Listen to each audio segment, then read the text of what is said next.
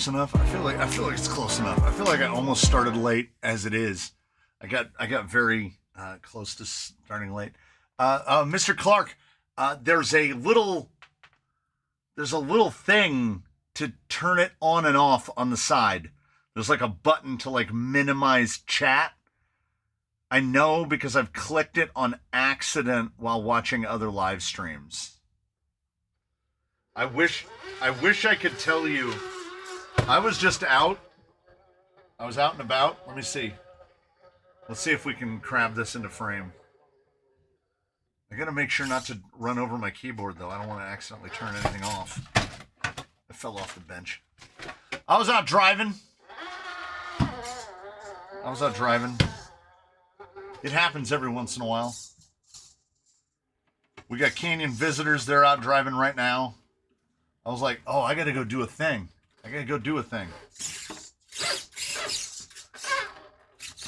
So here we are.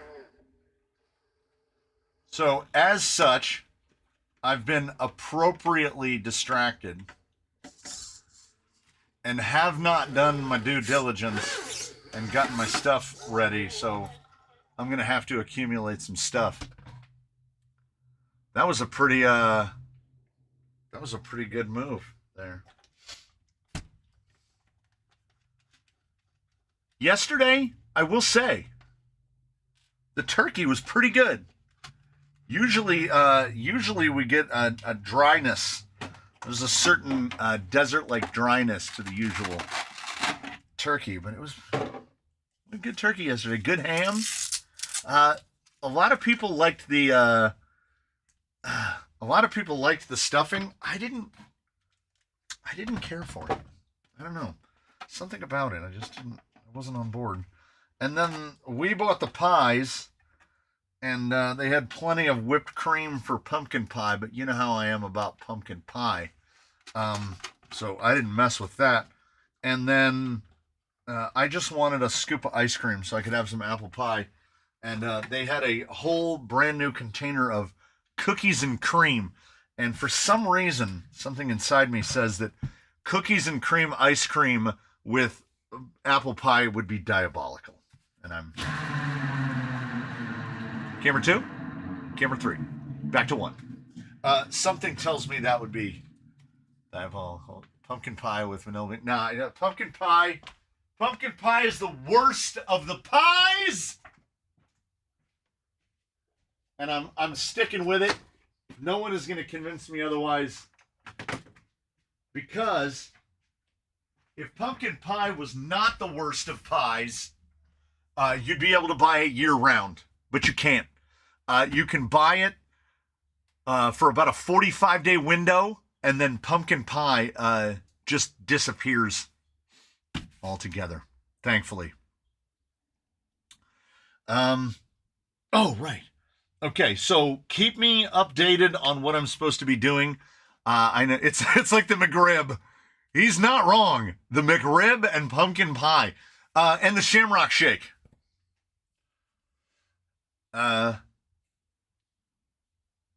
You can make your own pumpkin pie anytime you want, which is never.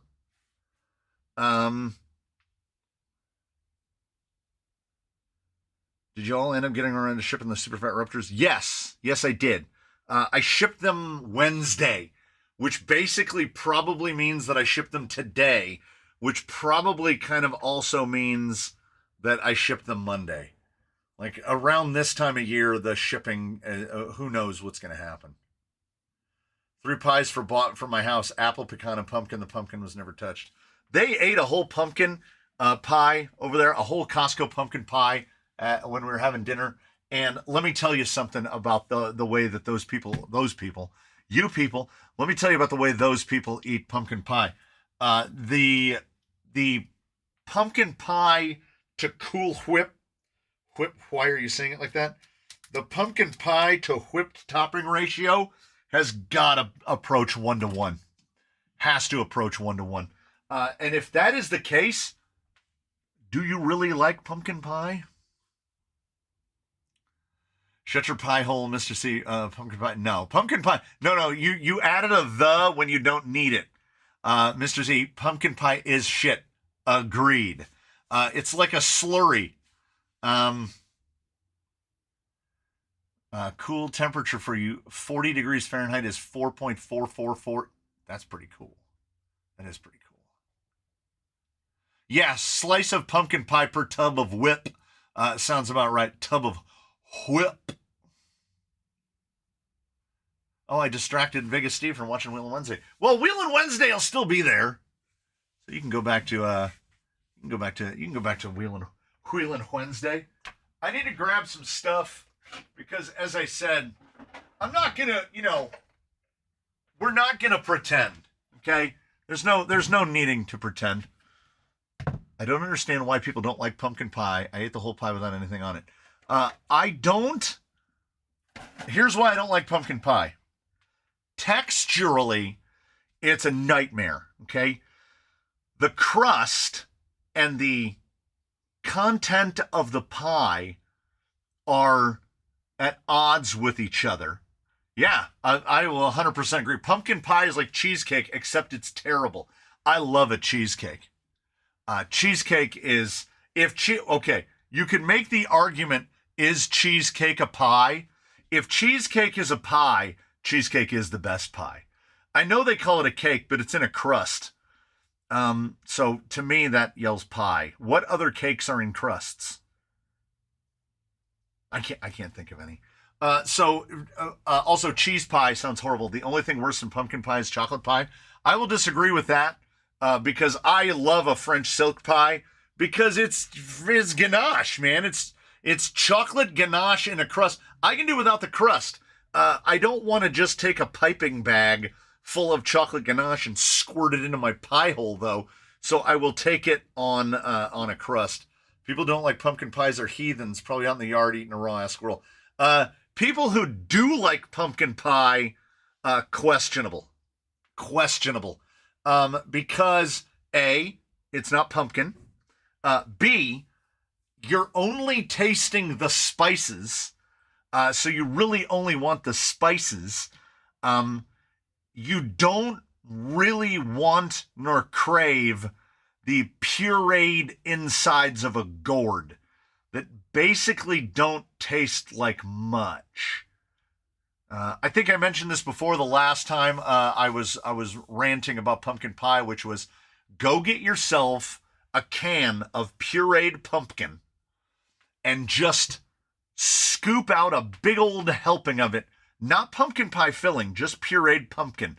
Just scoop out a big healthy spoon of it and nosh on that and see how you feel about it. Banana pudding pie or banana cream pie are okay. And here's why. Because banana cream pie, pudding pie, key lime, all of those, they have one thing that pumpkin pie doesn't. They're not gritty. Pumpkin pie has there's something about it. It's almost like it's not quite an emulsion. There's stuff in there. Most French silk pies, they will put little mini chocolate chips across the top of it. That's not necessary.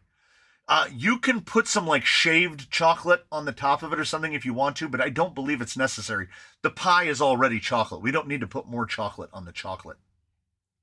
Pumpkin pie, no matter what you're putting on it or no matter what presentation it is, also, here's a further one.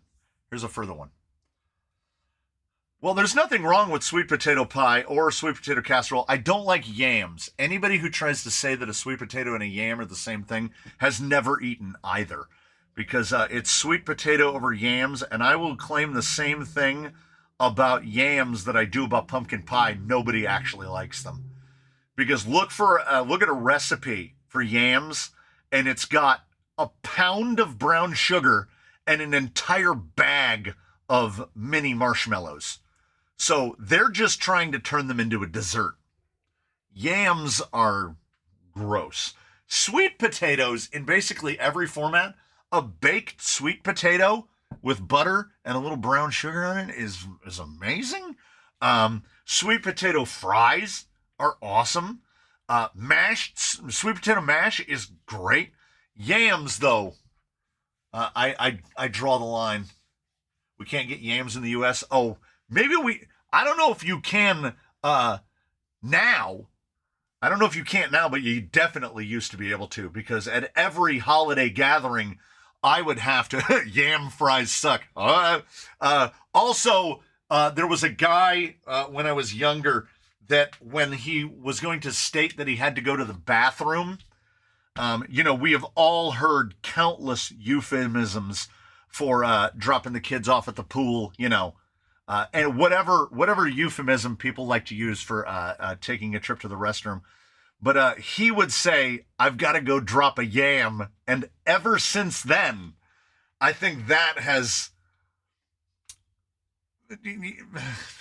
it has colored my opinion of the yam. How can you like sweet potatoes but not pumpkin? I think they taste almost the same. Charles Hurley. I know for a fact that Charles Hurley is a death stick man. That's how you hold a death stick, right? Give me something death stick sized, right? Like that, right? Death sticks. They come in a box of 20. They cost like $10. Anybody who smokes, if you smoke, I can't take cuisine advice from you, because you've killed a lot of the inside of your mouth. Smokers think absolutely wild things taste okay. Like Crystal Pepsi. We're all old enough. We remember Crystal Pepsi, right?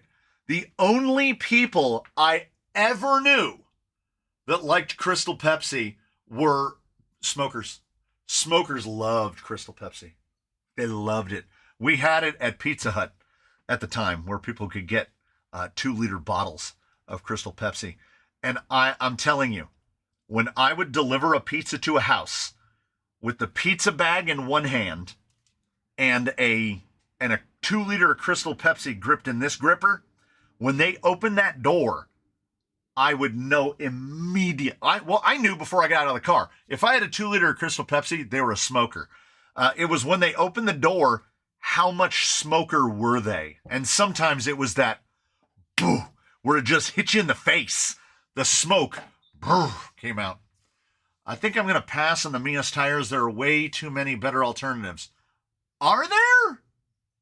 Like, I thought the Super Bouncers punched way above their weight. And in terms of function, I mean, they're still fresh off the course. In terms of Axial dropped another yam this week. In terms of insert to carcass cooperation, they've done the best that I've seen recently. These did remarkably well. Also, it is unacceptable under any circumstance to drink Mr. Pibb, because he was the only of the group that never managed to finish medical school. All of the other ones are doctors, Dr. Pepper, Dr. Thunder, may it rest in peace, Dr. Slice, all of the Dr. Beverages. Mr. Pibb is so catastrophically sweet. And it's not that Dr. Pepper isn't sweet. I just love that now, some approaching 15 years removed from when I've ever been able to drink a carbonated beverage, I lost Dr. Pepper in one day and can't drink it ever again. I haven't had a Dr. Pepper since 2012. I haven't had a Dr. Pepper since 2012. Yeah, I'm a doctor drink. I'm fancy. Mr. Pibb is the drink where you go to a restaurant and you sit down and you say, "I'll have a Dr. Pepper," and they say, "Is Mr. Pibb okay?" You will reflexively go, "No," because like it's not the same. Slice soda is a throwback that is missed. Yeah, Dr. Slice was probably the closest approximation of Dr. Pepper that there was. Dr. Slice was amazing. I miss vanilla Coke, too. Somehow Dr. Pepper was on a shelf in our local top. I bought a 6-pack, shooting me back 40 years in time. Yeah.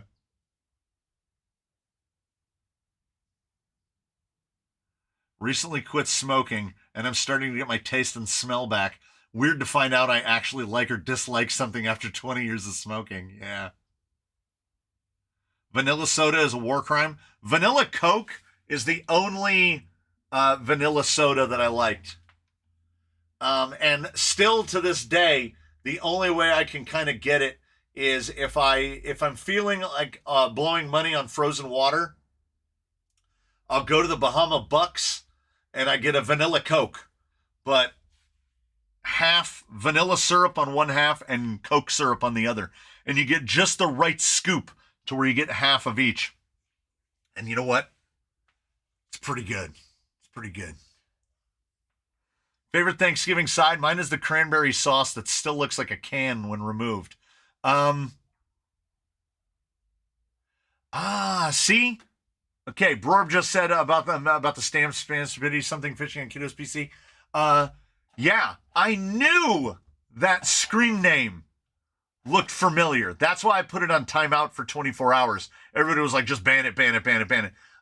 There was a big spam rush in basically just a single post over and over again in every channel in the Discord. And I was like, that feels suspicious. Where did it go? Oh, favorite holiday side? Yeah, it's mashed potatoes. It's mashed potatoes. Because mashed potatoes go with everything. I could eat a peanut butter and jelly sandwich with a side of mashed potatoes. I'm pretty convinced. Mashed potatoes are pretty great. Green bean casserole is fine. My favorite part about green bean casserole is that my sister-in-law hates it so much that she starts doing that whenever she gets around it. And I think that's hilarious because I love green beans. Have you guys heard about Sydney Sweeney? Found out she's talented or whatever. That's solid. What was all that about on Discord? His account probably got compromised, and the spam bots will get in and just flood it. He had used my Discord and renamed it and probably gotten infected because we're talking loads of messages. He has since been booted off that account and had a talking to about installing dumb stuff. There you go. Kids will be kids, man. Mashed potatoes with Cheerios and maple syrup, a little pinch of guac. Sounds nightmarish. The thing about mashed potatoes, I got to grab the other one. The thing about mashed potatoes is they're so hard to mess up.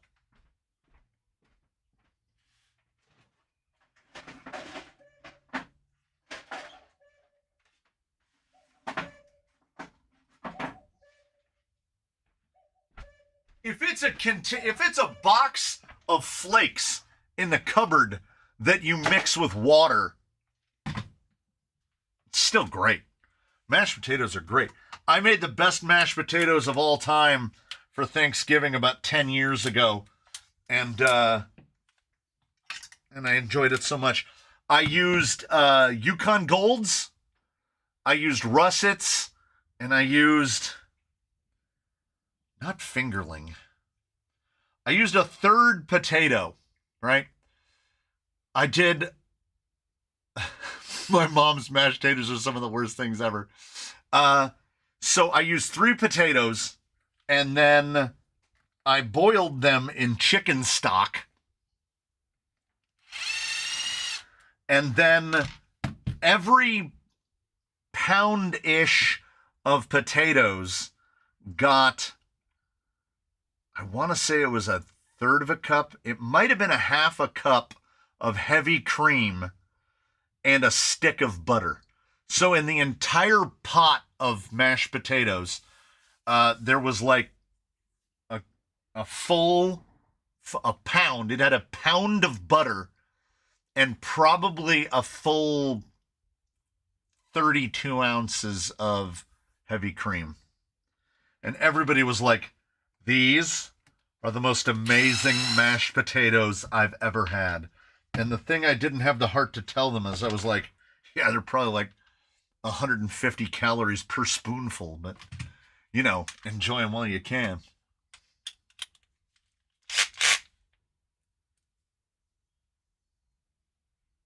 They were good, though. So a beadlock screw had backed out of this guy and was carving into, look at the shiny little sparkly goodness. It was taking that knuckle right off. Yeah. You can't calorie count on Thanksgiving. It's just like I don't calorie count at theme parks. When you go to a theme park, all bets are off. It's already costing you a fortune, you know. Buy some Mr. Pibb. No! Absolutely not! I'm all right with red potatoes, the red ones. That's the thing. I definitely consider myself to operate from a space of there are more foods that I do like than foods that I don't. There are more foods that I will try than foods that I won't. But I have also gotten to the point in life where I will acknowledge I don't like red onions, and I'm never, I'm never going to like red onions. So I've basically stopped making myself try to eat them. Coward. Well, I can't have carbonation. So I can't even drink a Mr. Pibb. Plus, I feel like I have a distinct flavor memory. What's the current state of misdirection? She looks exactly the same. She has not moved a bit. Oh, what I was going to say is my lack of overall preparation is multifold. I spent 2 full days cleaning the course. The course looks great. There's 3 people out there driving on it right now. The course looks great. And it was an overdue maintenance because I'm supposed to do it every Tuesday. And I hadn't been. So I was making up. I'll have you know that the newest Canyon rig, the newest member of the fleet, isn't even in this building. It lives out in the garden shed because I finally bought a new leaf blower. I bought a new leaf blower and I bought a new rake because I needed both. My arms are killing me right here. I got like, that's like tight right there because that little spring, you know, that little spring on the back of a leaf rake that puts the tension on the tines, that spring had like worn out. I've been using the same leaf rake for like 25 years. And I have to wear gloves to use it because otherwise you'll get splinters from the handle. I had to push down so much that like I can feel it right there from the motion of pushing down on that rake for so many hours. So I bought a new rake and then I raked for about another 5 hours and it was great. Oh, I don't have a problem with Vidalia onions, yellow onions, white onions. I don't like red onions, which are the ones that are actually purple. I don't like the purple ones because they make everything they touch taste like purple onion. Oh, by the way, I almost missed it. Which is worse, red onion or corn on a pizza? Oh, corn. For sure. I eat the like California Pizza Kitchen. Remember, don't forget, I can't have red sauce. So I haven't had red sauce on a pizza for as long as I haven't had carbonated beverages, right? I lost them at the same time, on the same day. So I eat all of those other pizzas. Alfredo sauce, ranch as sauce. No, see, red onions are great in a Greek salad. Disagree.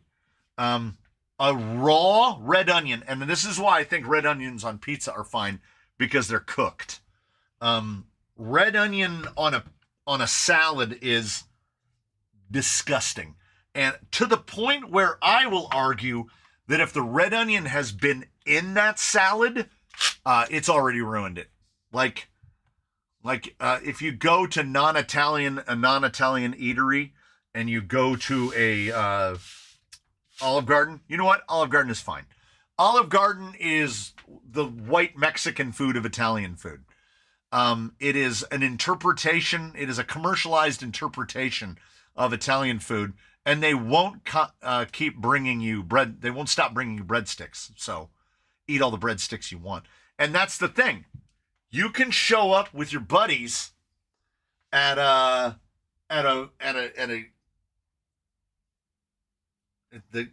it's out of my head. It's completely out of my head. I'm trying to picture the building at an Olive Garden, and you don't even have to order any food. You can just eat salad and breadsticks until you're full. So what you're saying is you don't like tossed salad? I see where you're going, and but I also don't like a wedge salad because I don't like a salad that makes me work that much. A wedge salad should cost half the amount of a regular salad. Olive Garden went down the tubes terribly. I don't think Olive Garden was actually ever very good. It's food that you eat. It's just like Cheesecake Factory.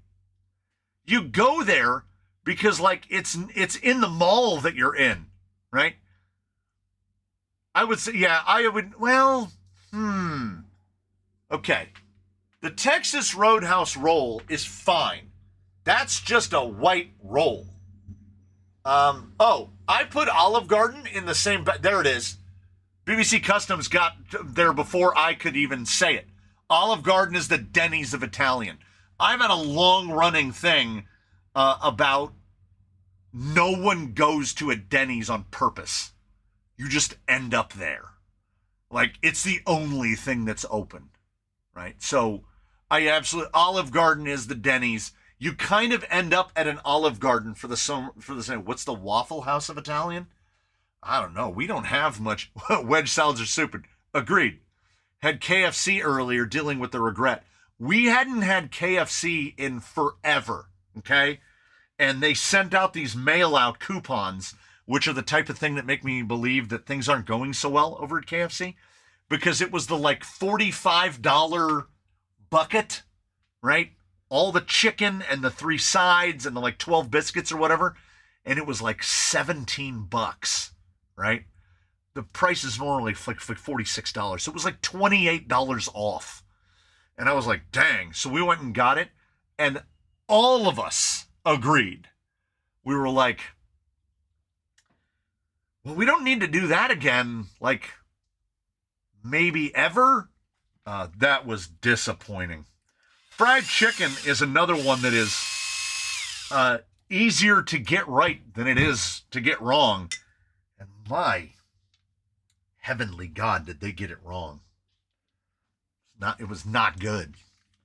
I would say it would be generous. Hey, I would say it would be generous to call KFC mid at this point. Like, I'm not saying that something like Raising Cane's is haute cuisine, but it's consistent, and they operate in the same lane that In-N-Out does. Keep a small menu, do the tiny things that you do on the menu correctly, and we're good. KFC is, I need to spring clean my colon today. Yeah. So my eldest will eat anything. I think he could eat expired food and not even notice that he was eating expired food. He would just eat it. He's kind of a merciless eating machine. Like, oh, sir, he ate all the shrimp and 2 plastic lobsters. I think my youngest is not that, and my oldest has a little bit of that. So my youngest is the one we go together and we find out, what do we think about something? And we hadn't eaten Burger King in a good long while. It'd be a long time since we had eaten Burger King. And we got a coupon. It was like a whole bunch of stuff for X amount of dollars. And we got Burger King. And I have to say, I don't even have anything negative to say about it. It was so unremarkable if you put me on a lie detector, I couldn't even tell you what I ate. I have no idea. I just know that I went, eh. So Burger King is off too. You know what one is great? And I don't even partake? Jack in the Box. Jack in the Box is the Denny's of fast food. It's not very good, but they are open at all hours of the day, and they really do market their combos towards people that do, as I say, partake. Because they will sell you some stuff. What's the Waffle House of fast food? I don't know, what fast food place would you most likely get to get in a brawl in? Corduroy guy, the tacos, the Jack in the Box tacos, where they basically just deep fry a whole taco. My dad had a coworker that used to say it's not good, but it's filling. Wow, never had Jack in the Box. Denny's isn't even the focus of the conversation on the Out Catching Strays. That's because people know what Denny's is. Like, we used to go to the Denny's. Denny's had a burger years and years ago called the Ham Dinger. And it was amazing because it was basically a hamburger with a slice of ham on it. It was so good.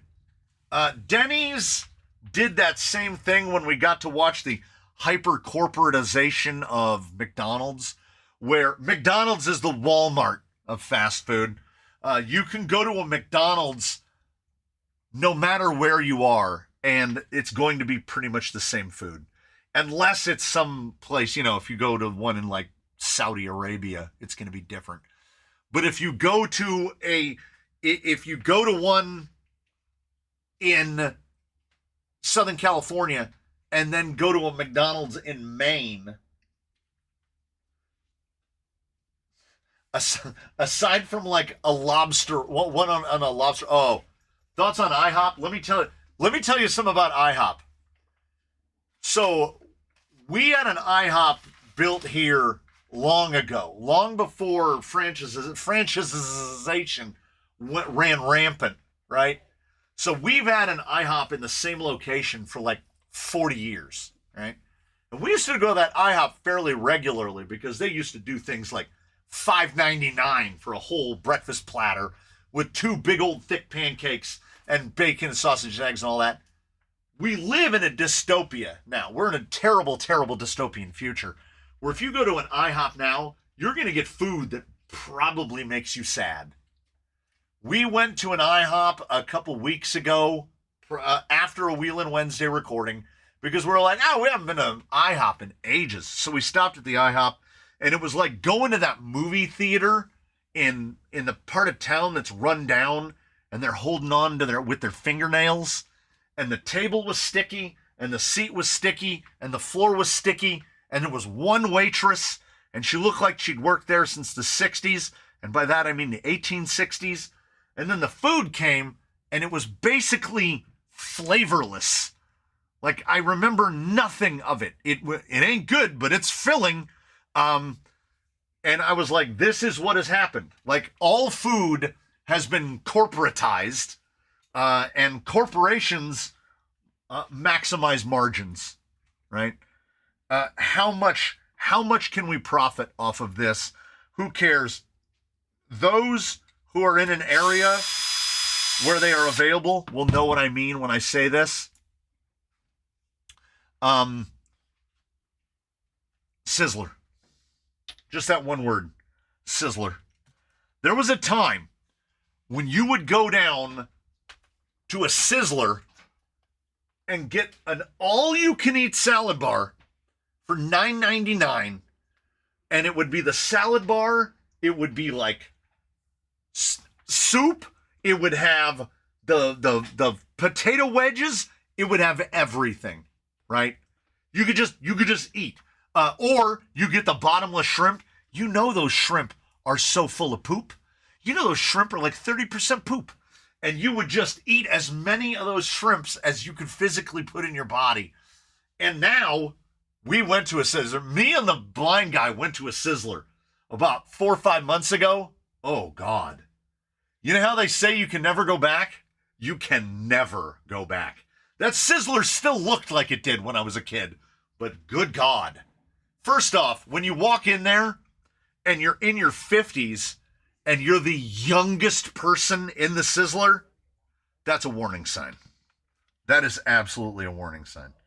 That was the last time I was at a Sizzler, and that is probably going to be the last time I will ever be in a Sizzler. Oh, here's a great one reference for you. This is extremely local. That way, straight that way, which is almost due south. You head due south, and you get to a town called Redlands. It's about 4 miles away. You go over to Redlands, and on Redlands Boulevard, I know who was in charge of the naming conventions. On Redlands Boulevard, there's a building right near Orange Street, because they grew oranges there. Right near Orange Street and Redlands Boulevard, there was an old bank building, which is now a brew pub called, I can never get it right. It's either Finnegan's or Finnerty's or something like that. Turns out it's a chain. It's like this. Right next to that is a standalone structure that was built way back, probably in the 80s, as a Denny's. And then it stopped being a Denny's, and it became a Sizzler. It's always weird to see a business turn into another business, but they are kind of roughly the same shape. Would you believe that if I told you that today, this very day, that building is a Denny's again? It went Denny's, Sizzler, Denny's. Now, this was over the course of 4 decades, but it seems almost poetic. That which was a Denny's shall forever be a Denny's. Ugh. Ugh. Yeah, it's not bad. So many of the food joints that will be pointed out by the people, by you people. You ever been to a smorgasbord? We used to have one called Griswold's. There used to be 2 of them, okay? There were 2 Griswold smorgasbords in the local area. One of them is now an auto club, AAA, where you go to get like maps and pay your insurance. And the other one is it's a gym. It's either a 24-hour fitness or an LA Fitness or one of those. So that'll give you an idea how big that smorgasbord. They made a gym out of it. Did you buy anything based on the Black Friday deals, or are you mostly passed on things? The only deals I saw Black Friday-wise was non-hobby related. Like, I had to do while I was out doing course maintenance, I had to maintain the pump for the fountain in the pond, and I pulled it apart to clean it out because it was gross. And the little spindle shaft that runs inside that motor, I should have taken a picture of it. That thing is worn down to, it might be just over 1 millimeter across in one spot. It's crazy. It's been running 24 hours a day since 2022. So that might have contributed to a little. So I got a new Kneifel. I got a Kneifel pump, identical. And it was on Black Friday for like $20 off. So, I bought a leaf blower. I bought my leaf blower, and that was $90 off for Black Friday sales. But in terms of like hobby-wise, nothing. I don't think I've bought anything. No, I take it back. I added on an item to an order. I added a Secure 1800 Outrunner because it was $31.99 instead of $39.99. So I guess that might count. Do y'all still have Fuddruckers? We used to. We had a couple Fuddruckers here, and I see mentioned below Boston Market. We had Boston Markets as well. The old Boston Market building is now a Chipotle. What the hell is a smorgasbord? A smorgasbord literally means like buffet. It's like a Swedish, like I guess that's what they call it in Sweden. It's a buffet basically. My great-grandparents took me because I was a bottomless pit. Yeah, so was I. I don't understand why people still go to McDonald's when it's more inexpensive than In-N-Out. I don't really like In-N-Out. The fries are terrible and the burgers are okay, but I have a local alternative that's much better. So yeah, I don't know. Like we don't go to McDonald's anymore. When the only reason we would go to McDonald's is not even fortnightly. I would say maybe once a month. My wife would crave the cheap little double cheeseburger, and she'd be like, "Can you get like?" She would basically request a kids meal. She'd be like, "Can you get me a McDouble kids meal?" Now she can't have gluten, so there's well and truly no reason to go to McDonald's. We haven't been to McDonald's since. And I genuinely doubt we'll go to McDonald's again. In-N-Out is the best. Mr. Hess, I know if I say Chuck, then Mr. Hurley thinks I'm talking to him. So, Mr. Hess, we have a little local Inland Empire only place called Baker's. Great food close to home. Come to Baker's. I can still remember the radio ads from a child. And they were what was called the original Twin Kitchen. And you could buy a burrito and a hamburger in the same joint, in the same drive-thru. And Baker's makes a hamburger that is basically just a double-double. But it's better. It's called the Double Baker, and I genuinely prefer it. Also, they have significantly better fries than In-N-Out does. And they sell one called a Frinormus, which is just a brown bag that a child would take a lunch to school in, filled with French fries. It's at least a pound, often over a pound of fries for like $6.99. Used to be $5.99. Even at $6.99, it's still the best fry deal going, in my opinion. Ooh, MKRC Builds must have hit the lottery. He's going to Five Guys. Like $25 a person. Baker's is good, like a good Del Taco. Unfortunately, the Del Taco that is less than a mile from my house is not one of the good Del Tacos. But it is still a Del Taco. They built one In-N-Out in Washington. It's on the way to where I meet up with Sputter Crawl for Crawling. Hey. Oh, did I miss to do you cook? If yes, what is the one meal your family would vote for you to cook?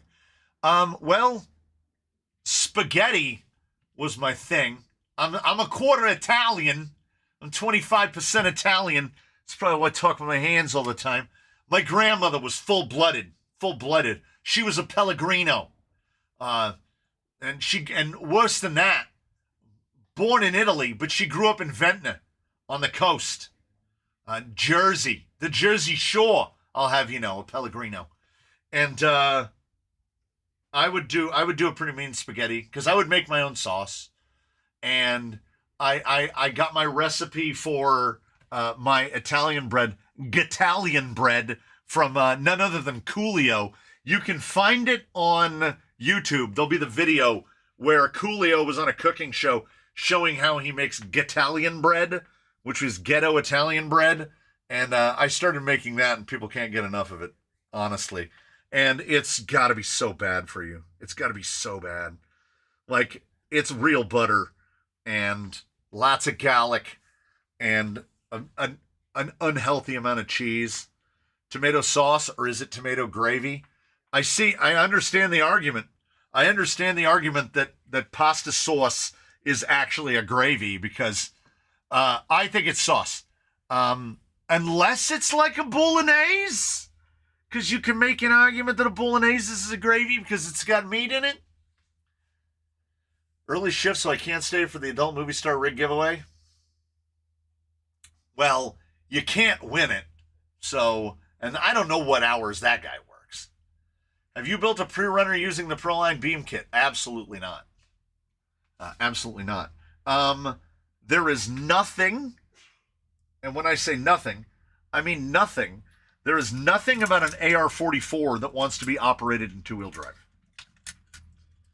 That's not an opinion. That is a fact. All gravy is sauce, but not all sauce is gravy. Yeah, that'll work. We've got Taco Tiara here. Honestly, that's a fantastic name. Taco Tiara is a fantastic name. We have, I have definitely acknowledged in the past that this is Southern California. So we have, hey, Mr. Cross from the land. The mythical land from Middle Earth, straight from Middle Earth. Except breakfast gravy is yucky. You know why? Because you've never had my wife's gravy. Easy. My wife makes the best sausage gravy ever. So what are you doing? I may have missed the start if you said what your plan was. No, I don't have a plan. At some point, we'll be assembling Colonel Diablo. So I'm basically just disassembling Colonel Mustard and Diablo to put their constituent components, to recycle them. Yeah, say no to beams. Have you watched a video of British people trying American biscuits and gravy? I have. Because to British people, a biscuit is a cookie. So the notion of a savory biscuit, what is it? I mean, there are savory scones, right? Are there savory scones? Is it a crumpet? Is that the closest? There's British people in here. British people! What do you have that is the equivalent of an American biscuit? And they only have the brown gravy. Yeah, the brown gravy. The man from Tennessee dropping the 10. Poto the Potato. Thoughts on Hot 6's new Wizard transmission? It looks good, and I can't fault the pricing. It looks good, and I can't fault the pricing because it's basically still cheaper than Deluxe. So, if Deluxe can charge that kind of money, the other boutiques kind of have to charge that kind of money. A biscuit is more like a scone. Yes, you can get cheese scones as well as sweet. A blueberry scone is one of my favorite things.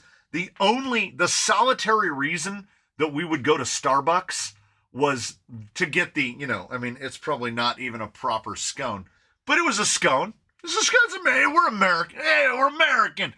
It was a scone, and then they discontinued their blueberry scone, and now I have no reason nor desire to go to a Starbucks. Because I can get my coffee drink from a place that makes a good one. These are in pretty good shape. Oh, no wonder. I thought these were fake. These are not fake. These are real deal.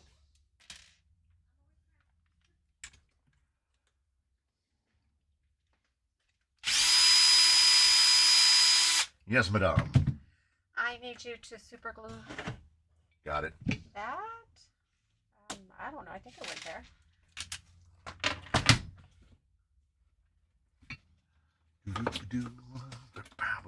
Happy Antlers, Reindeer Shelter and Veterinarian. How much shelter does a reindeer need? I'm going to stab myself, and I don't want to. I might have to sacrifice a drill bit. Do what? The little tip is broken off and set. She's done, right? Like, we're not getting that open. That's the little tip piece that's supposed to be inside the cap, and it broke off inside there.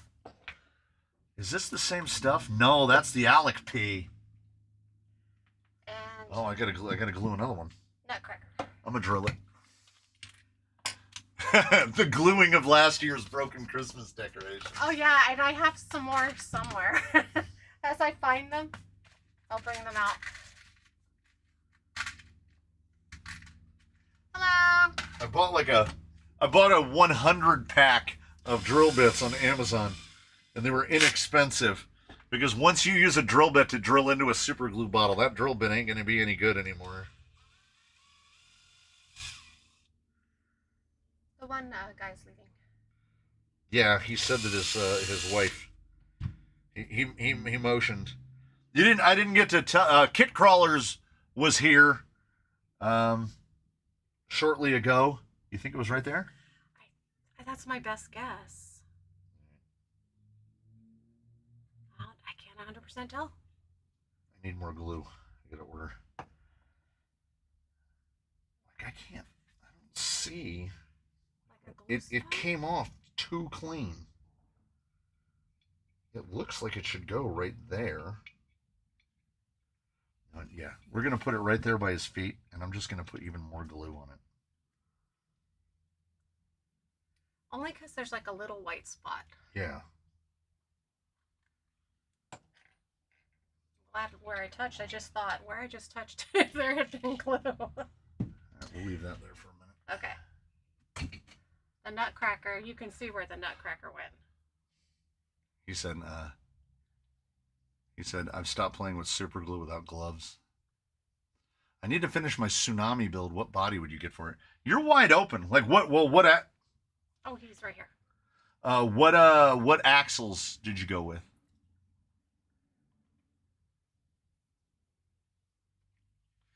This glue is also coming near the end of its service life.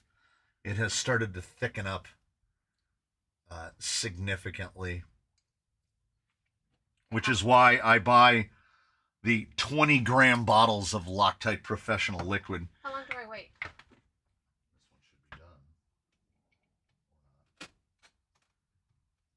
done. There, I found the spot. It nestled right in. I'm going to have to glue it again. All the glue dried. There's no glue on this surface. If this is where it was from, that guy's going to be fine. Yeah. And these were glued last year. We glued these guys. He's not going to go down. It feels okay. We're going to have to kick it. Don't kick my thing. We're going to have to kick your thing.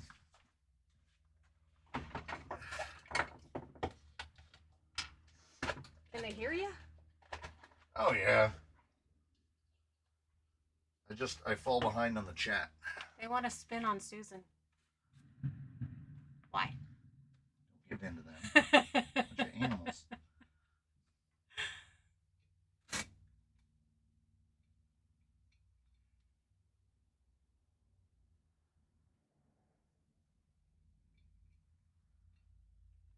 It's too quiet. You need to talk while you're kicking.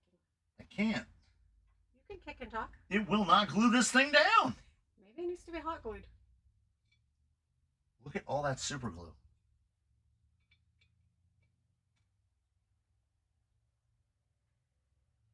I think I got it. Okay, I'll be back for them in a few minutes.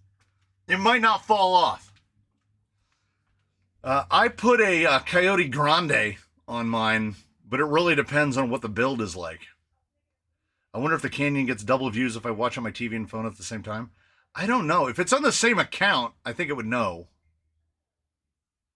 Can we see the paint job on Candy Cane? Yeah. Has Capra with cheat codes on it. Oh, then you're wide open. Something tucked?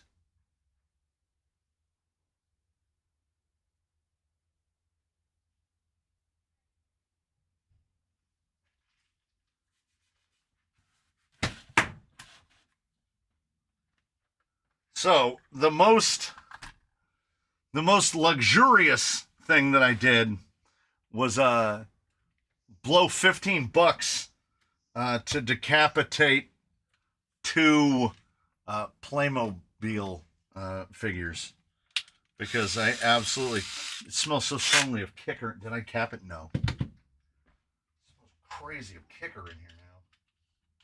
Whatever that stuff is. Bought that bottle of Kicker at the Hobby Shack. Yeah, I mean, it's one step away from the American flag. I mean, if you have red and white stripes.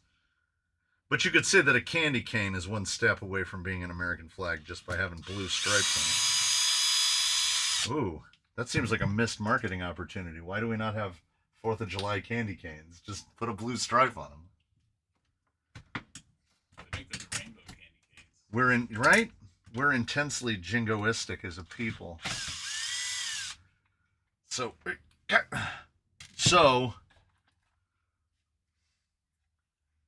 it looks like 2 children stole the vehicle. Oh, his goggles fell off.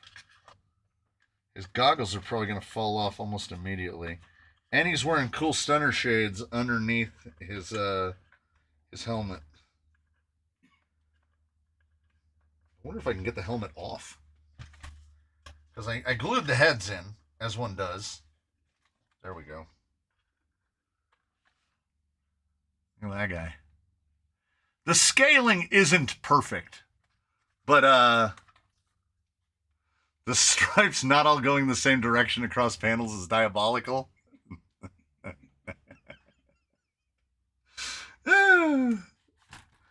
You've figured out my plan. That was not accidental.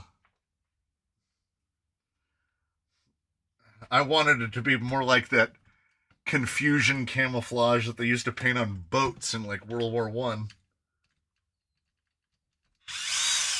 I think I spent 40 minutes painting it. And I think the biggest contribution I made to this overall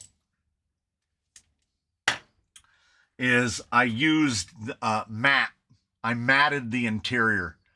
And the interior, there were no stickers. I looked everywhere and I thought that I had lost them. But no, then I remembered that all of the cage stickers are all on one sticker sheet. So I don't have any Capra stickers. So there's no stickers on the inside, but you know what? I'm not going to lose any sleep over it. It's Kimoi tape. I masked it. I did it the smart way, which was painted it white first, because white overspray into the red is going to look a lot better than red overspray into white. And this one, shout out to the paint snobs. This is all Max Flex, good Max Flex from the Home Depot. Max Flex white, Max Flex red, Max Flex black, and Max Flex clear. Because that's how we do. I love that. Where did I put it? I love that paint snobs exist. Because it's just further proof that, oh, by the way, speaking of paint snobs, allow me to switch that train to another track immediately. There's already a Vanquish guy on the Facebook groups talking about how much he loves his Eibach S8E shocks. So just keep that in mind. Keep that in mind when you're trying to debate with yourself if you want to buy the $30 servo or the $35 servo. That there's a guy that just bought $130 worth of shocks that don't perform better. Yeah, a green cage or a white cage or a red cage would have been amazing. But that's a kit. That's from a kit, I want to say. Because it was all unbuilt, which means, where did he even get it? Like, where do you find a Capra kit? Was that hiding in the back of a hobby store somewhere? Because I was pretty sure they're all. It's just RTRs now. I might be wrong, but I was under the impression that the Capra kit was gone. I asked last week, but are you planning on ordering those new 1/10 Enduro shocks?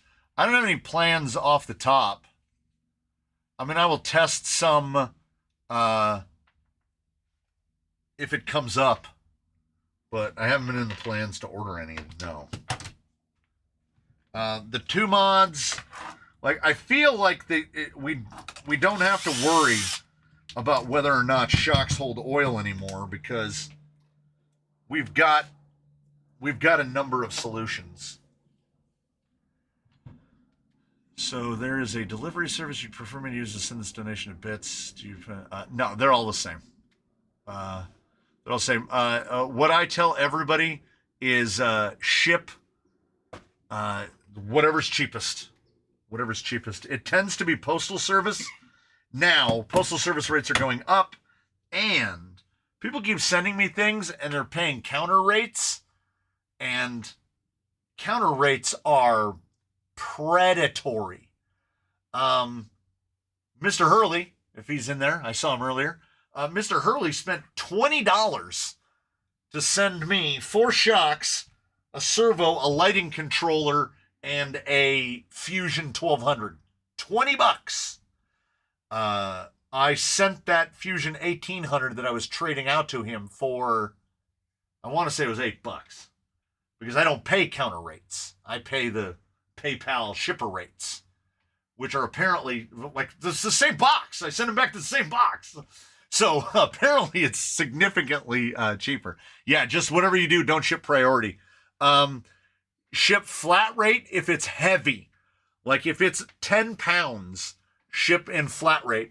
But if it's not that heavy, just send, just do Postal Ground Advantage. Postal Ground Advantage will likely be the cheapest, but there is a chance that it might be UPS. Lately, I've shipped out about half a dozen boxes UPS because UPS is the cheapest? What? UPS is crazy expensive. And one of the rigs that went out, Scarlet, the cheapest method to send it by a fair margin was UPS, the United Parcel Service. And I haven't shipped out anything in UPS in years. How do I pay you for those FMS bits you had for me? PayPal, there's still an...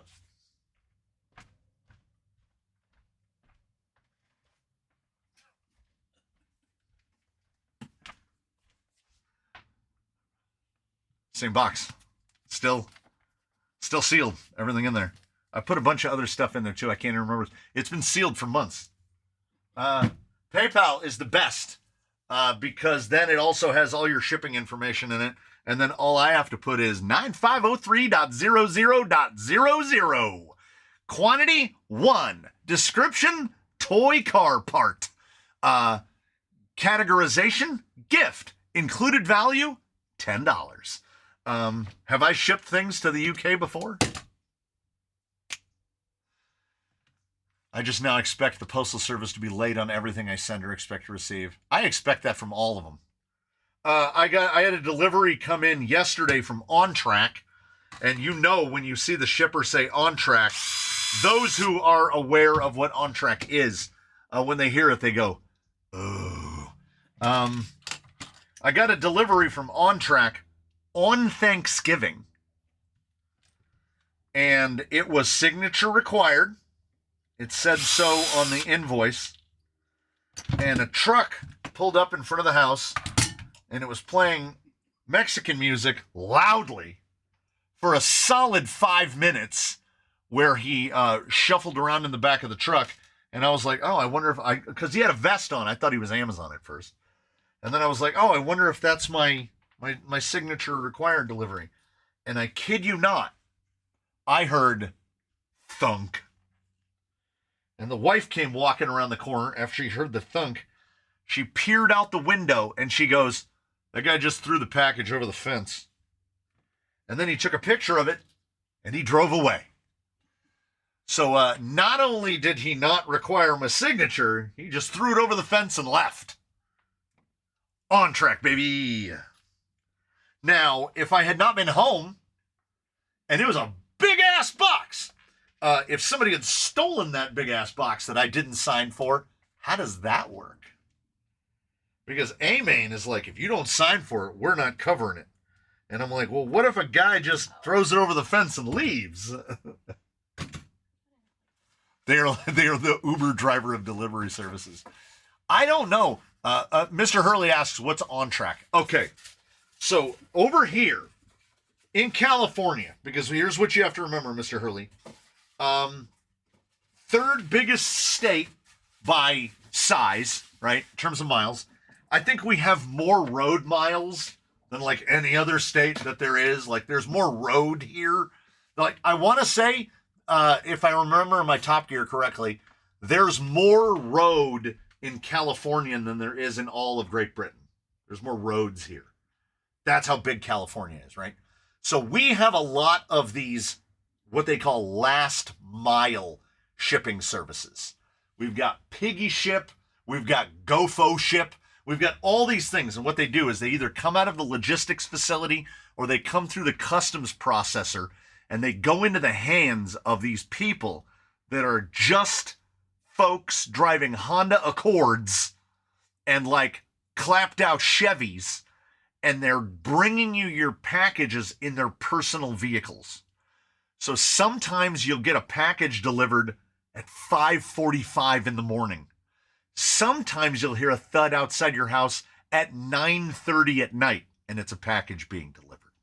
Sometimes a car will pull up to your house, deliver a package, drive away, and then you hear them come back and stop because they're delivering you the second package that they also had in their car, but didn't apparently check ahead to make sure that they were delivering to you. So we've got them all. The only one I can remember right now is GoFo and Piggy Ship. Now, On Track isn't exactly a last miler. They're more of a regular shipper. But what they are is, think lowest bidder. They are a lowest bidder shipper for sure. It's like when you buy something on Amazon that's not marked as Prime. It's coming from China, and some dude picks it up from the airport in his minivan and brings it to your house. Yes, which is why the robots are not going to take over. Because it is cheaper to pay a guy to drive his personal vehicle. A lot of the deliveries I have from Amazon come out of somewhat nearby Chino, and you can track it on the package tracker as it drives all the way here from Chino to deliver like this, to deliver a box like this. How is that sustainable? It amazes me how much stuff they have that's nearby. Oh yeah, available. What is it? Available from nearby warehouse? Today, if you order, Mhm. next 20 minutes. I have some stuff. Oh, I should check my emails. I have some stuff coming today. I have a couple items that list as shipped. Oof. Does that say 104 unread emails? That's not great. That's not great at all. All right. No, 2 arriving Monday and 5 arriving in the morning. Oh, that's nice. Well, like I said, it's not sustainable. So they just rolled my 5 p.m. to 10 p.m. stuff into the stuff tomorrow morning. Do I need any of that stuff today? No. So I don't care. If it comes tomorrow, if it comes Saturday, if it comes Sunday, if it comes Monday, I don't care.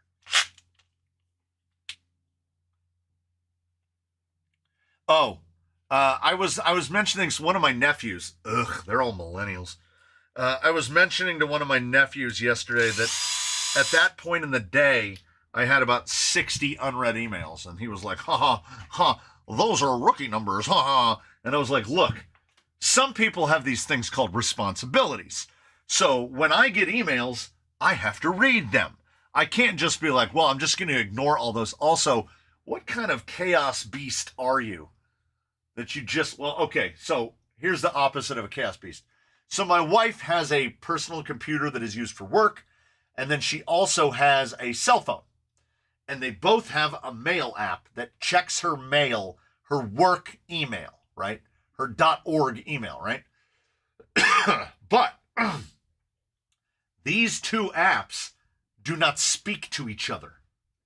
So if she checks an app on her PC, which she doesn't check it on the phone because she knows it's the same emails. There are no emails going to the phone that aren't going to the laptop. So her phone has like 35,000 unread emails on it because it probably hasn't even downloaded them from the server. So that I understand. I've got a little bit of an issue now because I just cloned a computer, right? The computer you're witnessing me on right now is the same computer that's in the house. They're two different physical computers, but I took this one with the googly eyes on it, and I just cloned it onto the other one, so they're identical, which is nice because it brought all my in-the-house preferences out to here, and that's what made me buy the damn keyboard, which the M has stopped messing up, so whatever chunk must have fallen in the keyboard has shifted itself to another location. Come on. Oh, there's a screw in there. So I have to check my email. Also, I feel like once you start avoiding emails, then you're really avoiding your emails, and then it's hard to not ignore your emails. It's a slippery slope, email. What is my take on the SCX6? On the one hand, I get it. On the other hand, not unlike that attempted armed robber from The Fifth Element, I don't need it. I don't need an SCX6. Everything I have, this one's going to be a little tougher to repair, right at the ankles. My whole course, I'll be back. all of my obstacles are 10th scale. I don't have anything explicitly 6th scale oriented. Now, if you're not dealing with, if that's not an issue that you have, if you don't have a massive backyard crawler course, then if you can get an SCX6 affordably, and there are multiple times a year when you absolutely can, we've all seen the SCX6 go on sale for what, under $700. We've seen them like either $699 or $799. I mean, I get it. If it came down, do I want to spend $700 on an SCX6 or do I want to spend $700 on a Red Cat Vertex? It's an SCX6. I don't know. I think holding your breath for a TRX4 Max, you're going to be holding it for a long time. I don't know if we're going to see it because Traxxas put that thing on their website that, you know, with their big announcement, and I was like, is it 2017? And then they made a release announcement about the Pathfinder that's already been out for 2 months. So I mean, it was a slow day. It was a slow day over at Traxxas. Okay, I got one shot at this because I pre-kicked it.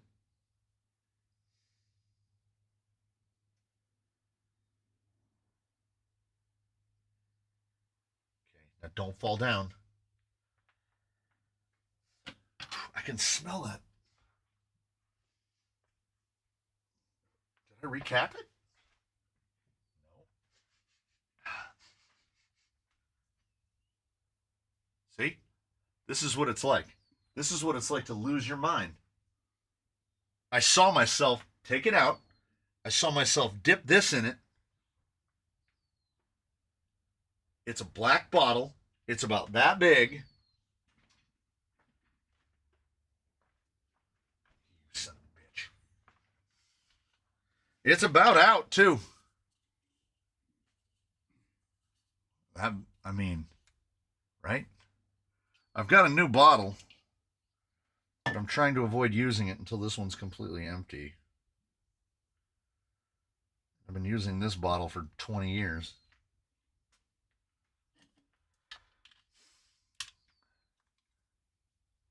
Good evening from the deepest, darkest Ayrshire.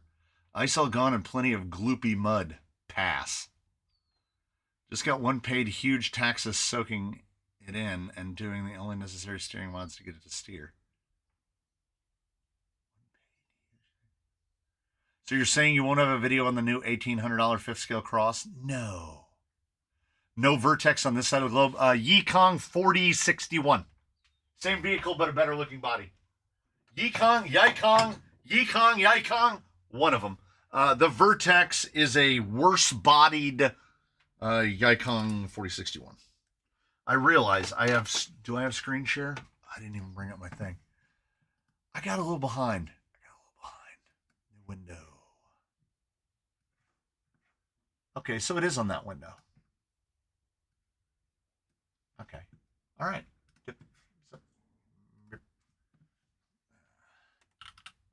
Now, I would consider the Yikong because it's not so big.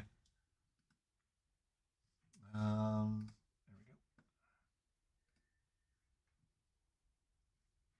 The rock slide. I went directly to the Yikong site. They had a good picture of it outdoors.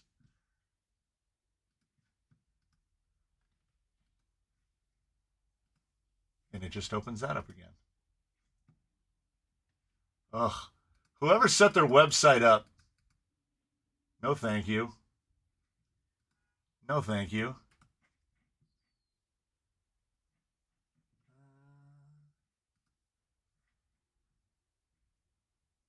That's a YouTube video. This is, I should have just not. Oh, Big Squid will help. Yeah, there we go. There we go. There you go. So, right? Like, it's fine. But what does it bring with it? It brings with it all of the problems. It brings with it all of the problems, which is if you're a 10th scale guy or smaller, whatever you are, nothing you have goes on that, right? It's 2.9-inch wheels. It's bigger gears. It's bigger shocks. It's bigger everything. And then you're asking yourself, what am I doing with it being bigger?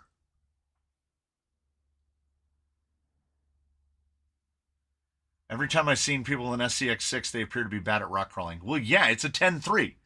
It's a 10.3 that they took and they put it in a copier and they said enlarge 200%. The larger the crawler, the less silly it looks with folks who are clueless about the hobby. I mean, I'm not that an argument. I don't really want anything bigger than Bruce. FMS FJ40 is as big as I want. That's about 1/7 scale, but we can get away with it because if you've ever seen an FJ40 in a parking lot, they're tiny. They're like a little bit bigger than Willie's Jeep sized, like 1941 Willie's Jeep sized. They're real little. So a 1/7 scale one, not that big. Big enough to make a 5-inch tire look smallish. A lot of people in the chat have 6x6 Jolly Greens. Well, yeah, but that's a different. It'd be interesting to see those super bouncers doing mud, wet leaves, and tree roots. They would probably do fine because, as somebody pointed out, vehemently, I must say, here's a cut. They're saying it's like a Tennessee cut swamper, and there is it's a fat iron rock, is what it is, right? So it, there are only. Don't I have swampers over here too?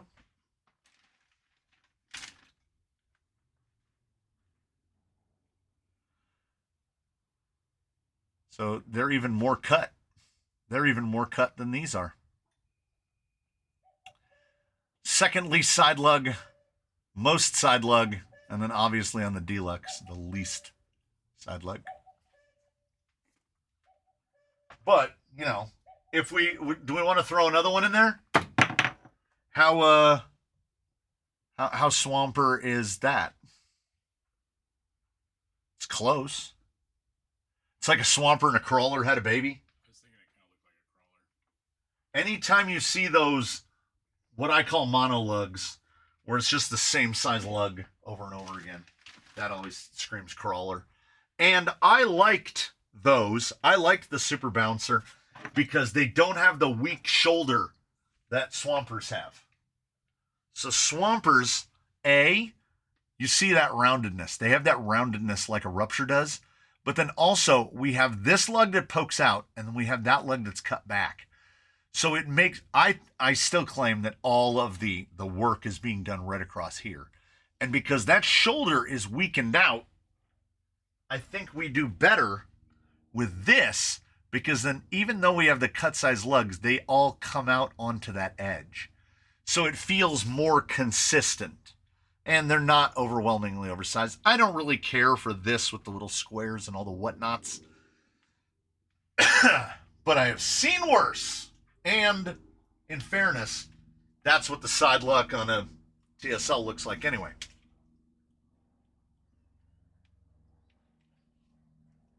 So you don't want to trail a UDR? Not really. Mostly because live axles going fast is not is a recipe for wallet emptying. What's a good shock oil weight for Element aluminum shocks? 30 weight. Start with 30 weight. You might 40 depending on your weight and how it's sprung. But they typically come with 300 CST, which is roughly 27.5 weight. So 30, better to be overdamped than underdamped. So 30 weight would be pretty good. The 1/12 Element series is the most proportionate RTR I think I've seen. It's just too bad that they're terrible. And also proportionate, like, I don't much care. What I want is I want it to look good. I think the FMS FJ and the FMS Willys and the Michigan, I think all of those, hard body is a bonus, right? You get those nice sharp edges. I think they look the best.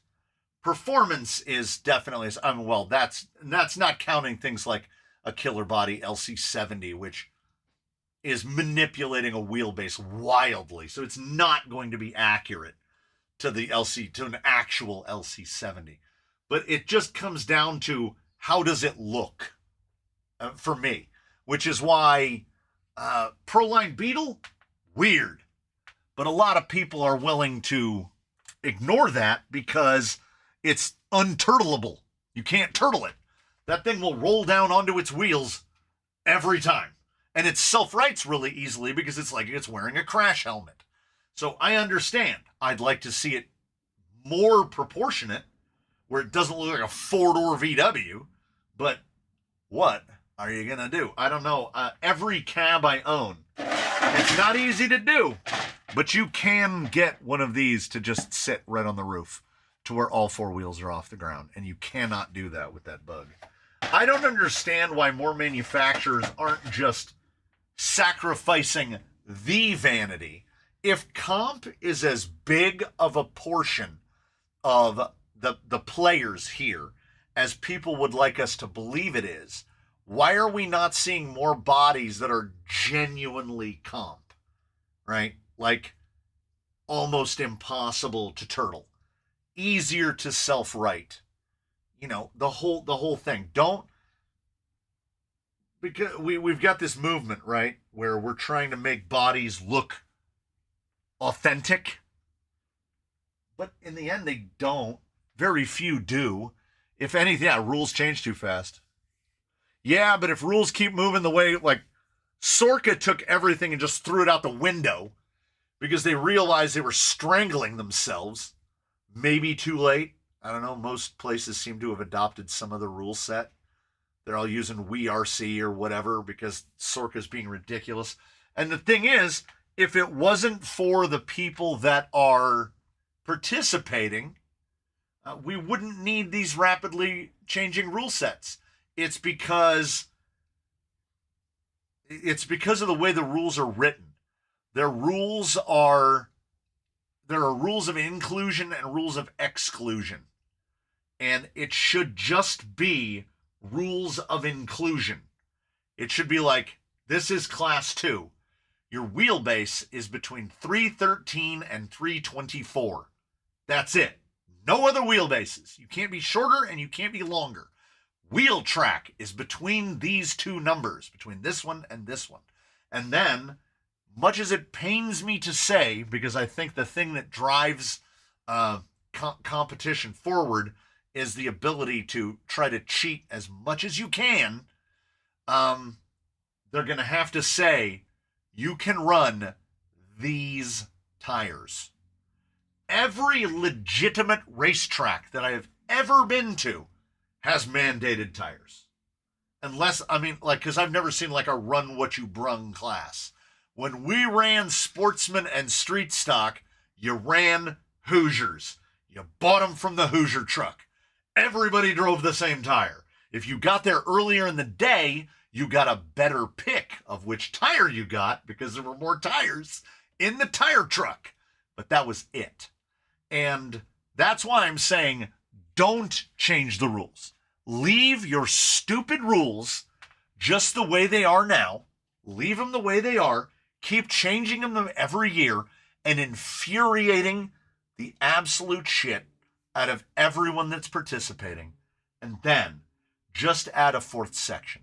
You've got your class 1, your class 2, your class 3, and then you go out, either sporties or supers, and then you're going to add another one. You're going to add another one down at the bottom, and it's called spec class. And spec class is you go on the internet and you buy an SCX 10-3 Coyote and you drive that goddamn Coyote. Nothing. Like we'll say you can change foams. You can change foams.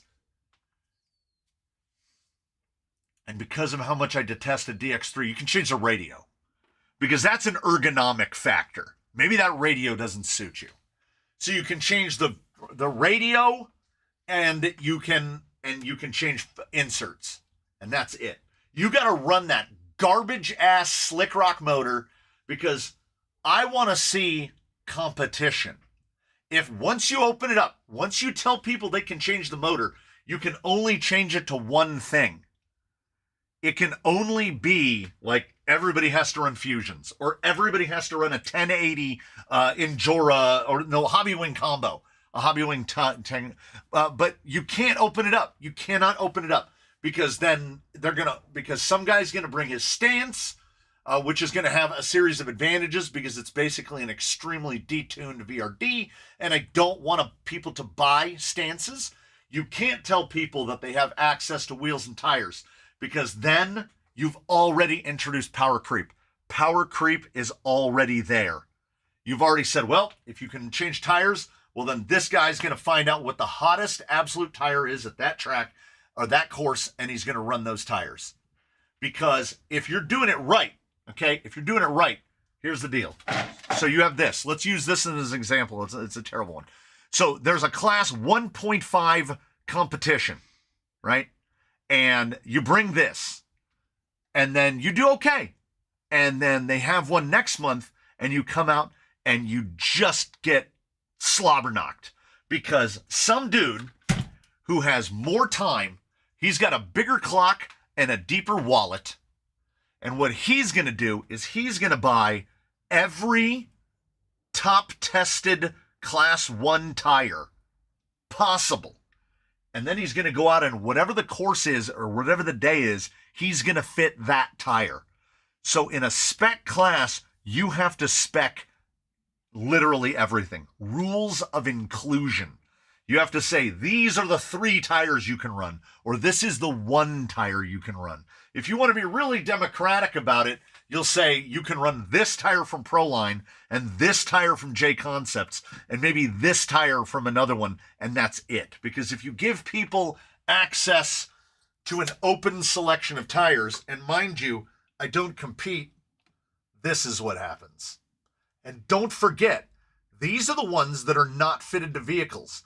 Also, don't forget, we're going in, we're going deep. Don't forget, so these are A, not fitted to vehicles, and B, this is not all of them. These are just the ones that are right here. Looking for homes, waiting for homes, being rotated in and out of testing. Tires that don't belong to me. So, if you open it up, yeah, like Formula One, too many rules, no innovations. A typical Formula, well, okay, my number one pick 100% for a spec class would be the TRX4. You all know this. You buy a TRX4 Sport and you run it directly out of the box. Just box stock with the 2075X, with the Titan, with the XL5 HV. You wouldn't need to change it because you wouldn't have to. You would change the inserts in the tire. You're allowed to cut some lugs and then you just run it. The shocks don't leak, all of that other stuff. But Traxxas, in their wisdom, perhaps because it wasn't returning on investment the way they would like, they discontinued it. So you can't buy a TRX4 Sport anymore. Traxxas has also never really explicitly shown any interest in the competitive side at all, ever. Traxxas goes to the extent of referring to things as scale and trail. Yeah, the TRX4 Sport would be the ultimate solution. But in terms of the RTRs that have come out recently, honestly, the number of improvements that were made to the Coyote over the RTR base camp, and will include the kit base camp as well. The Coyote was the release of the year because it didn't get them all right, but it did make the most forward progress. They fixed the sliders. They fixed the front end geometry. They were working with extremely broken front end geometry, but they fixed it. Their OE tires were probably the best OE tire that I've seen this year, because OE tires at this point have degraded to a point outside of Traxxas stuff that they're basically just discardable in terms of RTRs. Now in kits, what about a RTR full body class? So TRX4 Enduro SCX10, no stance since it's not full body. This is kind of going along the lines of Class 1.5. That's my idea of Class 1.5. No tucks, no cabs. And in my mind, a little bit of that is a response to Sorka's bastardization of Class 2. If you can run cab only and BTA steering, what are we doing? That's a sporty with smaller tires. They've all got angled skids. They've all got skid forward. You're basically you're turning it into NASCAR again until all the rigs look the same. And that's not the way it's supposed to be. If you're going to have all the rigs look the same, make them all the same rig. Because I guarantee you that class would be more fun. Because who said? Most fun racing I ever did was in the 90s with 112 scale Mardave mini stocks. All cars standard out of the box. Level playing field, all down to driving skill. Tamiya used to do a parking lot series around here. And what Tamiya would do is you would go to the store and you would buy a TT01 and you would buy a battery, and that was it. Because the TT01s then, they came with the little Tamiya radio and the little TT01, what is it? TT01 BK or whatever the little speed controller was called. And you went out of the parking lot and you raced them. And there would be a lineup out there on the ground. There'd be a Raybrig NSX, and there'd be Honda S2000s, and there would be all manner of vehicles. There's I can see it. It's a Lancia. It's a Delta Integral. There's all these vehicles out there, but underneath them, they're all just Tamiya TT01s with the same speed control, with the same Mabuchi 540 RS, with the same 6-cell TEU 101BK. Yes, they were all identical. So it was nothing but skill. It was all skill. And you know what? It was fun because you could be in 17th place and in 2 laps you're in 4th. And then you could be in 1st place and in 2 laps you were in 13th. So you never felt like, oh, well, I just got my ass handed to me. I guess I'm never going back again. Because if you go to quote unquote off-road, which is what my most recent memories are, and you go out there, there's a dude out there. I guarantee you every track has one. That he has more time than you, and he has pockets deeper than you. And it's more about the time even than it is about the pockets. But he knows that course like the back of his hand. And he's going to, as they'd say down in the South, he's going to beat the brakes off of you. And that's just the way it is. It doesn't have anything to do with skill. It doesn't have anything to do with money. It has to do with the fact that he is deeper into mastery than you are yet. And you have to make a decision. You have to tell yourself, am I going to devote so much time that I'm going to be the guy that is no longer having fun, but shows up to win? And I don't know. I've never comped an RC rock crawler. So I don't know. I don't know if it's the same way. I don't know if there are guys that show up in full Spicoli mode with jorts and no shirt, and they're like, let's do this, man. And then they mop the floor with everybody. I don't know. Is that a thing? Or are the guys that win the guys that stop hobbying and start jobbying? You know? I don't know. All I know is that I'm not that guy. I would rather make them and drive them and have a good time and have people kind enough to send them in, to bring them in, to do whatever, drive them here, have me work on them. I like the whole, it needs to be fun, right? It also, or as she would say, I'm not even going to attempt the Japanese, but she would say, does it spark joy? That's all that matters, right? Which is why I say, if some guy has a red cat and he loves it, great. I'm not telling you if you have one that you made a bad decision. I'm telling people that haven't bought one not to buy one, because we built this between the collaboration of peoples. I don't think this cost $300 all in, which is, y'all do know, you've seen that an Ascent Fusion is $500 now, $479 for an Ascent Fusion, which is diabolical. A wizard kit is $500, right? That's insane. That's insane. A VRD Carbon kit costs $50 less than an Ascent Fusion. And anyone thinks that they're getting a better deal. This is how they stay alive. They convince people that they're getting a better deal by buying that RTR. And there's no such thing as an RTR that's a better deal. They're charging you $100 extra to give you $8 worth of stuff. And more often than not, companies now are hoovering out everything in it that makes it worthwhile and replacing it with RTR gear. Look across, regardless of what size your fleet is, how many vehicles you have. If you have 3 of them, if you have 30 of them, how many of them are running the tires that they came with, right? The RTR tire is now designed specifically to be so bad that you have to replace it. And the RTR is going to come with electronics.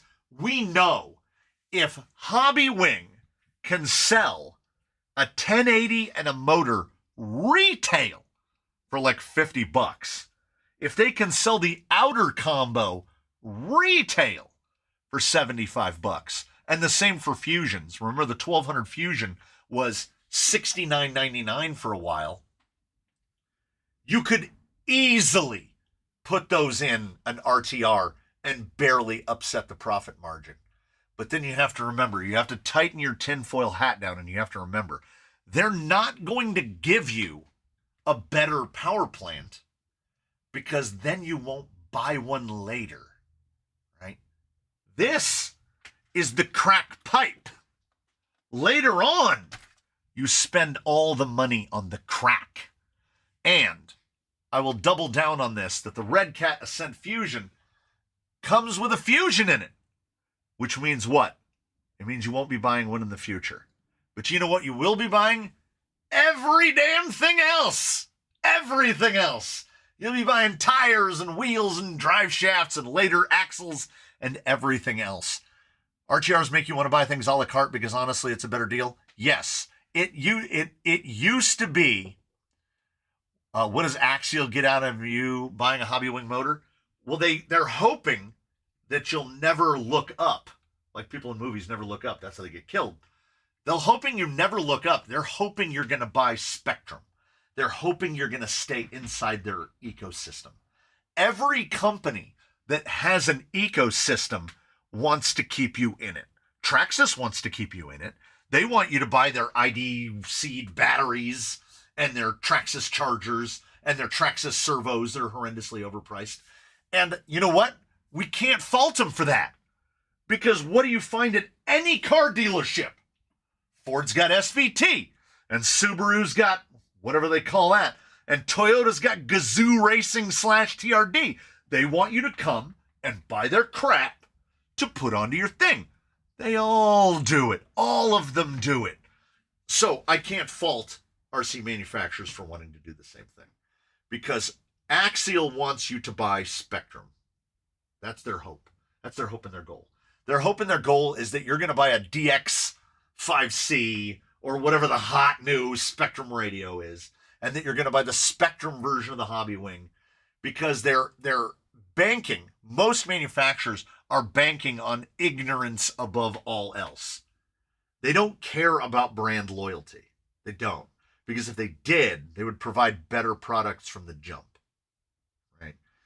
Most companies now are going to provide you with an STI. That's it. Sexually transmitted infections. They're going to provide you with a bona fide minimum level of service.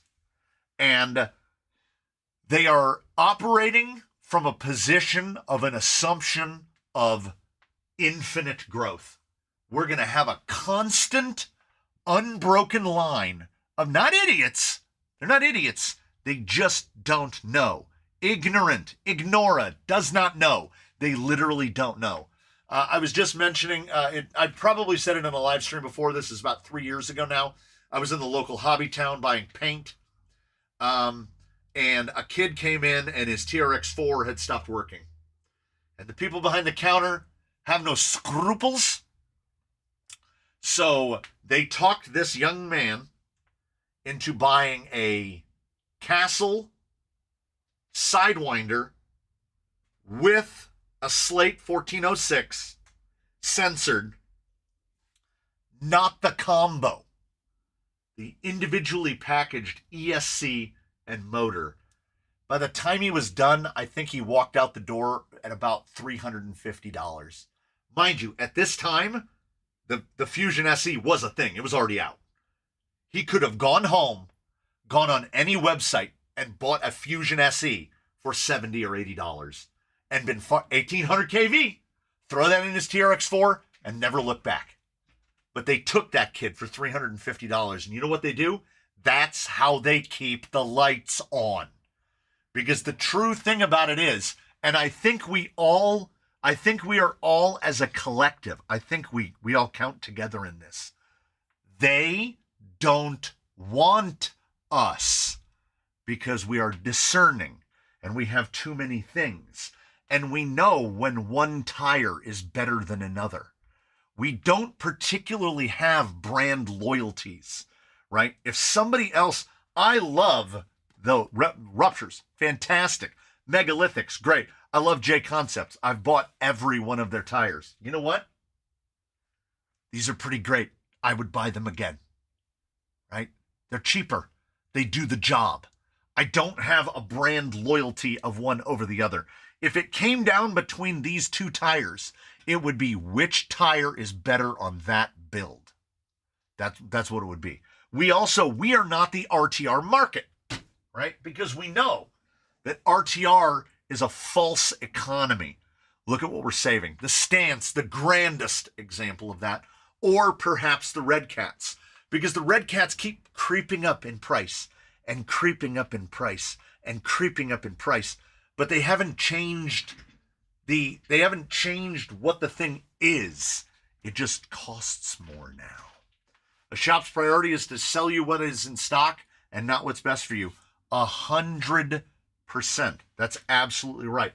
I can't fault brick and mortar for brick and mortar activities. If they were honest and forthcoming and they said, don't buy that, buy a Fusion SE, it would have blown my mind. It would have blown my mind because there's only one or two companies in the world that have so much money they can afford to do that. I've said it before. Say what you will or won't, whether you like Apple products or not, do know that everything that you see from me is produced via Apple, right? The phone, I own 2 Mac Studios. I've got a Mac Air. I tote this brick around on my wrist all day. And Apple, being a multi-trillion-dollar corporation has now shifted quietly. They have shifted quietly, not because they've recognized there's no such thing as infinite growth, because the iPhone microwaved itself. They realize everybody has an iPhone now. Everybody who's going to have an iPhone has one. So what they want to do is they want to retain you. So I took this thing down when the Apple Watch 2 came out. I took this thing down to the Apple store and I asked the guy there, what's the difference? Should I buy an Apple Watch 2? And he goes, does that one still hold charge? Is it still working for you? Like, it's not scratched or cracked or anything? And I go, no, it works great. The charge is at 49%, and I charged it yesterday. I get 2 days per charge out of it. He said, if it's charging well and it doesn't have anything physically wrong with it, he said, I say don't upgrade. And this is around the time the iPhone 16 was coming out, and he said, I'm still rocking like a 12. He goes, the 10 is the cutoff. He goes, if your phone is approaching that phone where they're going to stop doing software updates, maybe it's time to upgrade. That's why the iPhone 17 is out and I'm still rocking a 13. Because Apple has so much money, you can go to their store and they'll tell you not to buy one. And I cannot think of a single retail establishment on the planet that will tell you, yeah, you don't need to upgrade that. Apple is the sole place. And I'm already in. I have no problems with Apple. I have no desire to build a computer. I like building toy cars. Building computers sparks no joy in me. I like these big anodized aluminum bricks called Studios, and they're what I use because for me, he's right up here, that's a tool. It's a tool that I use to do a job, and I do not expect it to last forever. I respect the replacement cycle between 4 and 6 years. I expect to get 4 to 6 years out of a computer, and that's because after that, I'm going to need more speed because there's more video quality. I'm recording bigger files, all of these things. So if somebody wants Android, if somebody wants Linux, if somebody wants to run Windows, that's absolutely fine. Horses for courses. Absolutely, 100%, always and forever. I would never tell anybody, oh man, you got to go out and get an Apple, bro. No, you either need one or you don't. And I don't think, let's be honest. Do I need this? No. Do I need any of this? No. But, it's just another aspect of the hobby. And here's the thing. I have never in my life tried to persuade someone to join me over on the Apple side. Hey, you should get one, bro. But do you know how many people I've had try to dissuade me of Apple? It's ridiculous. It's the non-Apple people are the vegans of electronics. They will try to sell you.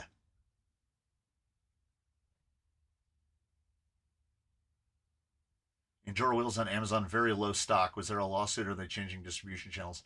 Injora has been not sending either models or lots of models of wheels to Amazon recently. Not recently. I mean, over the course of about 2 years. And I think that's what I think what that is I think Injora is shifting their model. I think Injora is trying to push their product into quote unquote hobby specific channels. Like you can buy them at A-Main. You can find them at Hobbytown. A-Main, like Injora has kind of gone legit. For those who have been in it long enough, you will remember when Hobby Wing was the cheap, what, like, are all the stores out of the thing you wanted, so you bought that instead? And now, what's Hobby Wing? Hobbywing is Apple now.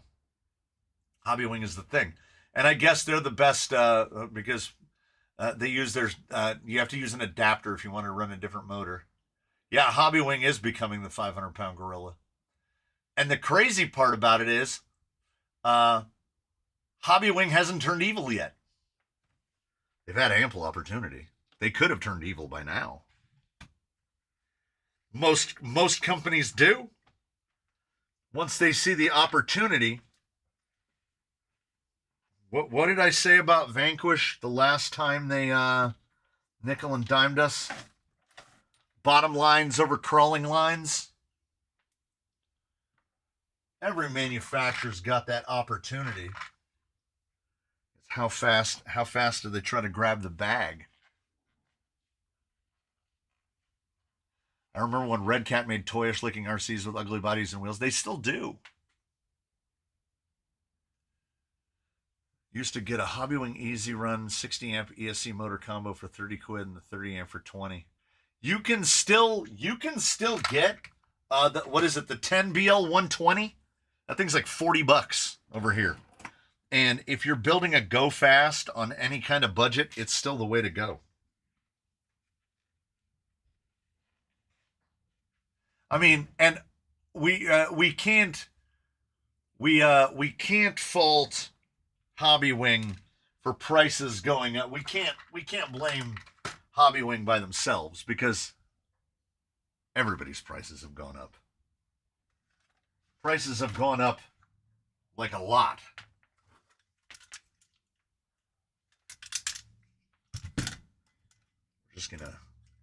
I just want to line this up real quick just to take a look at it. Because I believe. Yeah, 10 BL 120s. I have Hobbywing on all my Go Fast. Same. Will Goop be the next Injora? Somebody's going to slide in, you know? Somebody's going to slide in and become the next Injora because Injora is moving up too fast. Okay, well, that Panhard is definitely not going to work. Oh, it's real close, though. It's real close.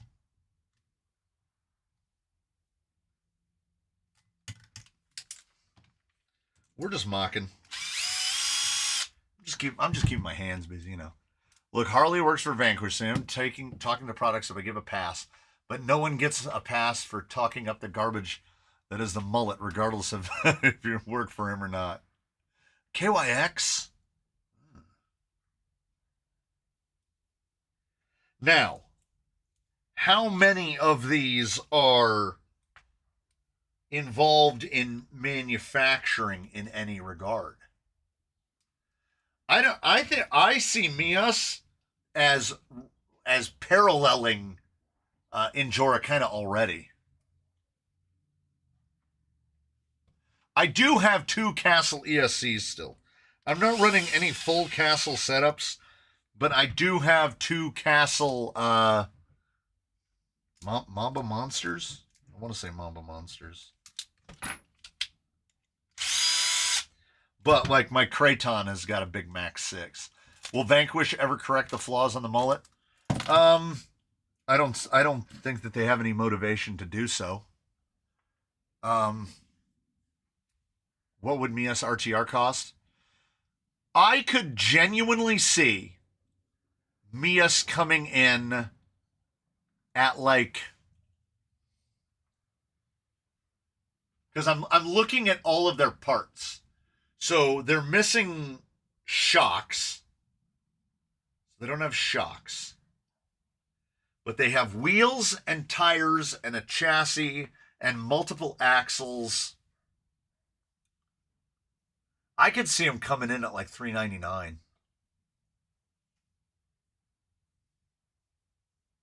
Yeah, $450 depending on the axle. Like right now, Mias could do a couple of different versions. Because don't forget, Mias has offset Capital Portos. They've got Capra Straights. They've got nylon straights. Yeah, you could have a number of vehicles, but they only have really the one. Well, they have a cage. Ooh. Nylon Caprid. They could do a Capra clone, and I think they could have it out for $400. Yeah. They don't have bodies yet that I know of.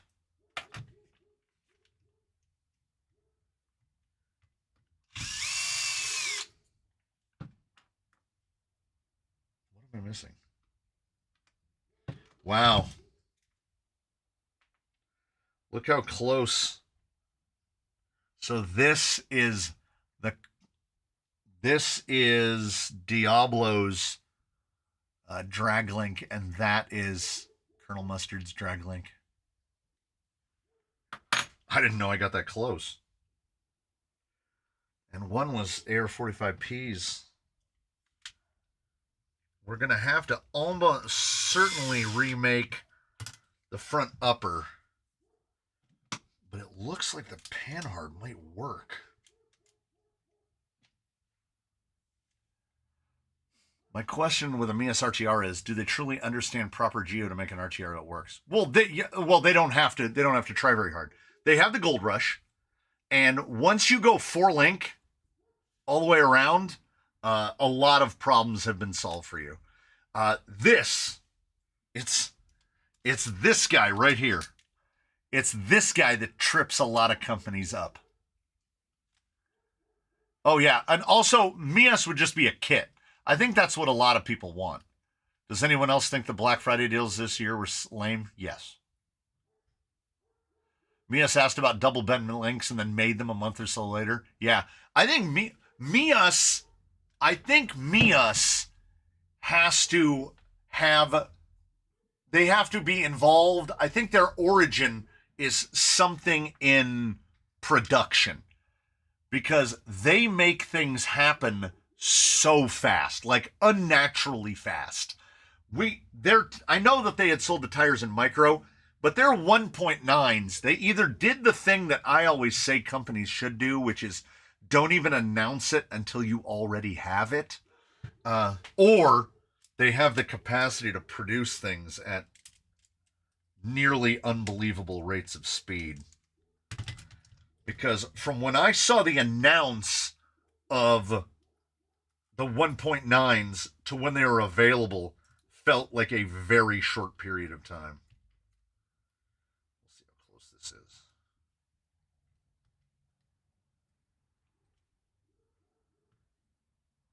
That's not far off. When you were driving Diablo and the Colonel last time, they were doing a lot of waving their front tires in the air. Did you ever figure out or have any idea what was causing it? What's crazy, trail burners or trail, what's crazy is they were so different. I mean, they were both portaled on very different inserts, on very different tires. I think the Colonel might have had... Did they both do it? No, I think Diablo's problem was, part of his problem was, see this right here? Focus, please. Thank you. That is super rough on that edge. One of the screws on his beadlocks came out and was wedged up here and was just grinding a groove around the outside of that knuckle weight. And I think he was actually binding that tire, and it was just twisting the axle up. Oh, the Trail Burner is a tire that I keep meaning to update on the database. The Trail Burner goes in a bucket. It's in a bucket with the Rhino, not the Rhino Moza, the Extreme Route Lamprey. The Extreme Route Lamprey and the Trail Burner, when they gas out, when they sit up here on this rack right here and they start to gas out, they both get kind of slick. They both get kind of snotty slick. And I noticed that in both of them. The Extreme Routes tested very high when they were fresh out of the package. I mounted up the set and I sent them out on a test. They did not do nearly as well. And the conditions between the test and the retest were very similar, but I guess they're a little too heavily reliant on the exotics in the compound. They didn't fully fall apart. There was a noticeable dip in performance. Influenza influencers. That's pretty good. Damn, that's close. That's real close. I just need one more arm. I'll be able to do this.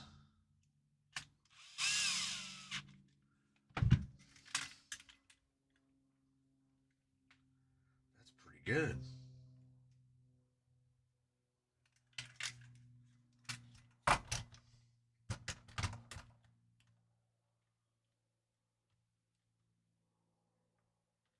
I mean, there's no way the length of that isn't going to be right. Okay, there's a small chance. This year's Black Friday sales are just last year's regular prices. That is absolutely correct.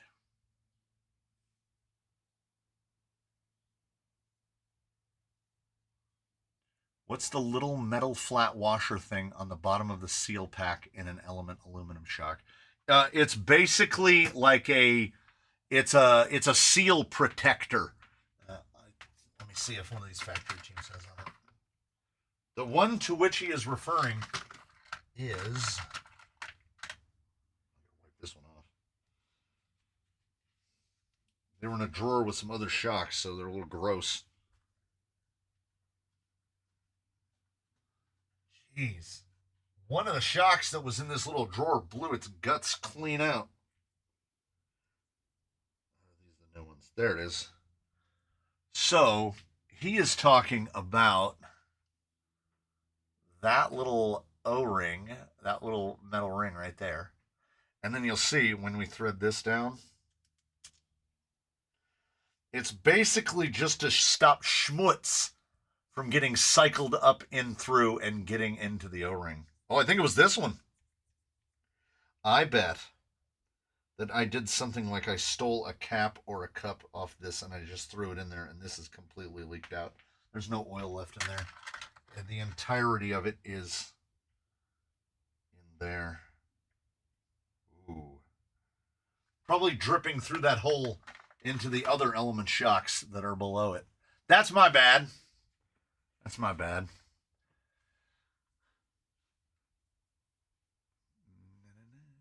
I just bought some ES nylon portal axles. Anything I need to look out for? Not really. I haven't even really had to shim mine. I missed. Oh, what's the best Rhino motor for a nylon portal rig with an Endura low CG gearbox? I would say probably around an 1800. If you're that's for 3S on an 1800. Because you should be right in the middle of the gearing with that. 1800 is the safe bet for basically anything with portals. Do you think Hobbywing will discontinue the Fusion Pro 2300 in favor of the Elite? I don't think they will. I think they'll just sell both.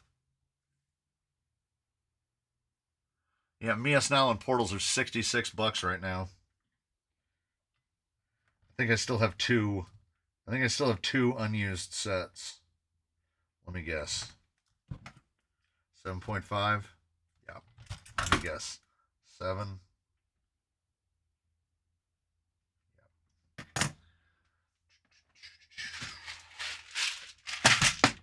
It's not a problem. You fix that. It's not a problem. I do like to replace them with two that are sort of matching. Found a TRX4 Sport box in my loft earlier, but it was empty. Oh. Speaking of Hobbywing, got a 10 BL60 and a Tamiya TTOB. Paired to a silly 550 can 3300. That should be a little brisk.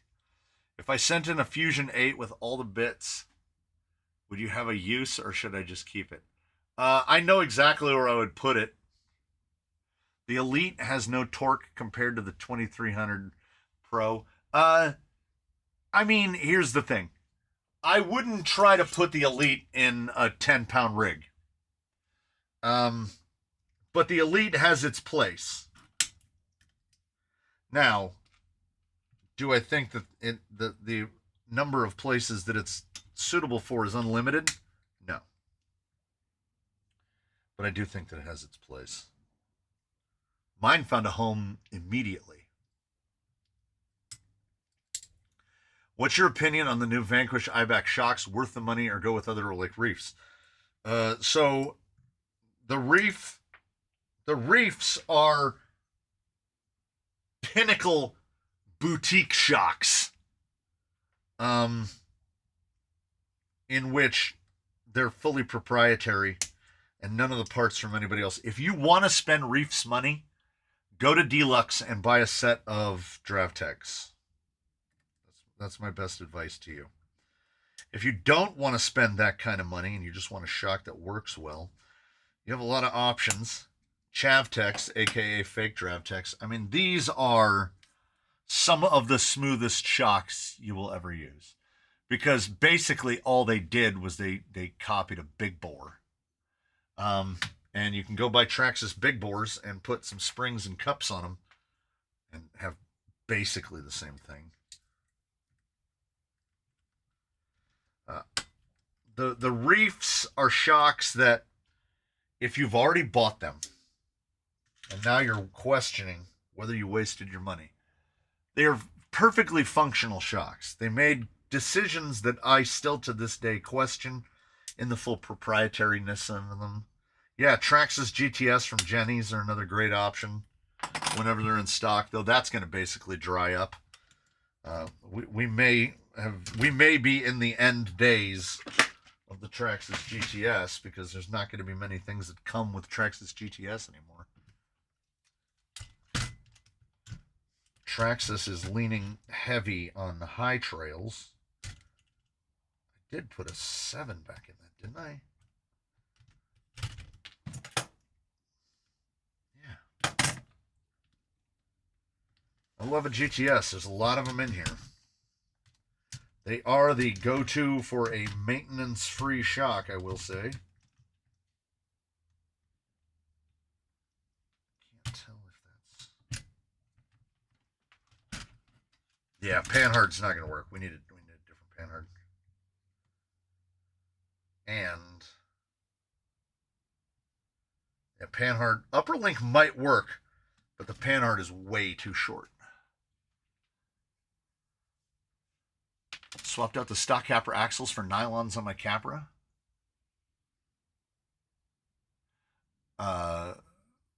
Nylon Capra straights or nylon portals.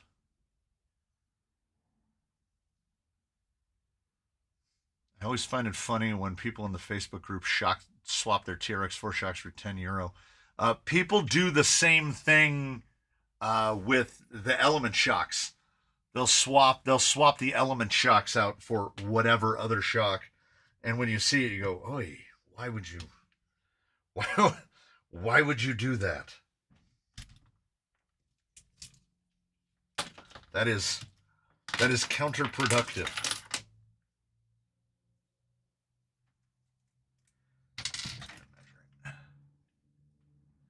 I have 2 sets of Mias portals. Pin that holds the joint keeps backing out.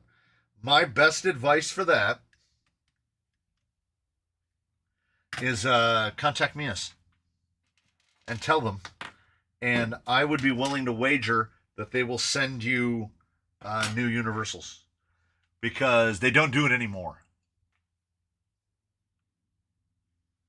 Yeah, element shocks are great. Oh, man, we're running over. Usually go around 2 o'clock. Let's see.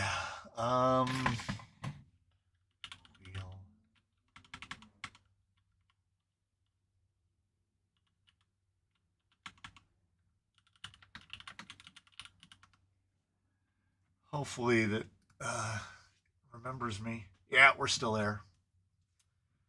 Okay. So, the last time we gave something away,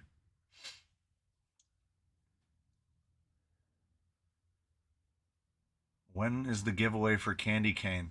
Does that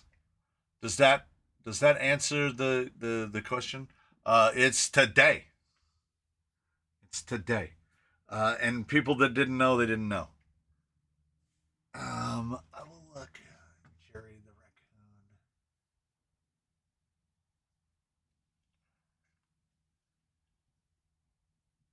raccoon. You are not. You go right here.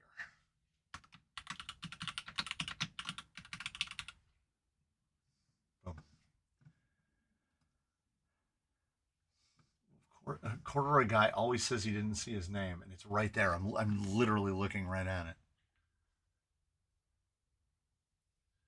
How do you enter the giveaway? You say I want to be on the wheel. And if you were here when we gave away candy corn, you're on there.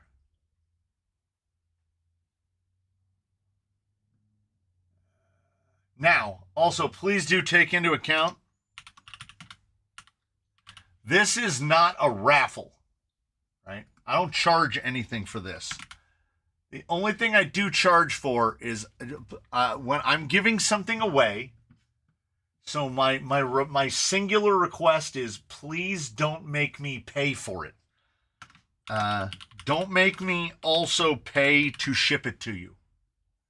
So, you know what? Maybe if I move some of this crap out of the way, I won't have to crane my neck. I just threw away a plastic bin. Dang it, Crushinator!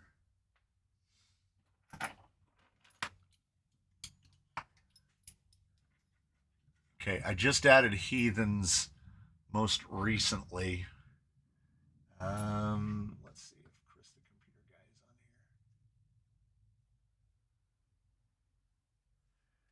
here. Well, there's a Chris Barchak and a Chris Hulsman and a CJRC.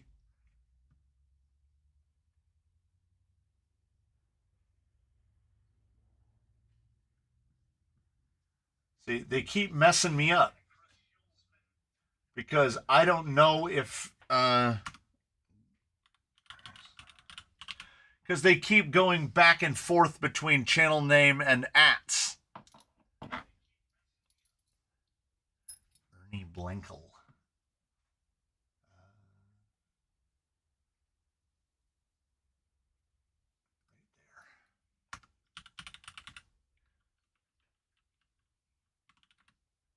I said I was going to move the keyboard and I still haven't done it.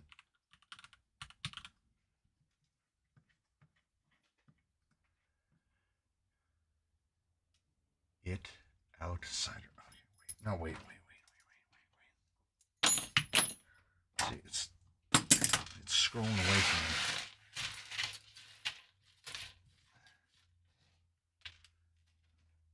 Contrary to my own belief, I do not have unlimited space in here. I have a very finite amount of space. Okay, got that one. It outsider.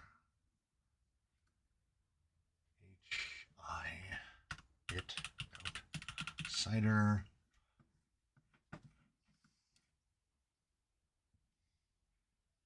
Yeah, anyone who was here for Halloween is on here. Just put me down as G59, he says. Can do. G59. It's an easy one. Christopher Jumpers is CJRC, which I feel like I saw. Yes. Chuck Hess is Chris CJ, Charles Hurley.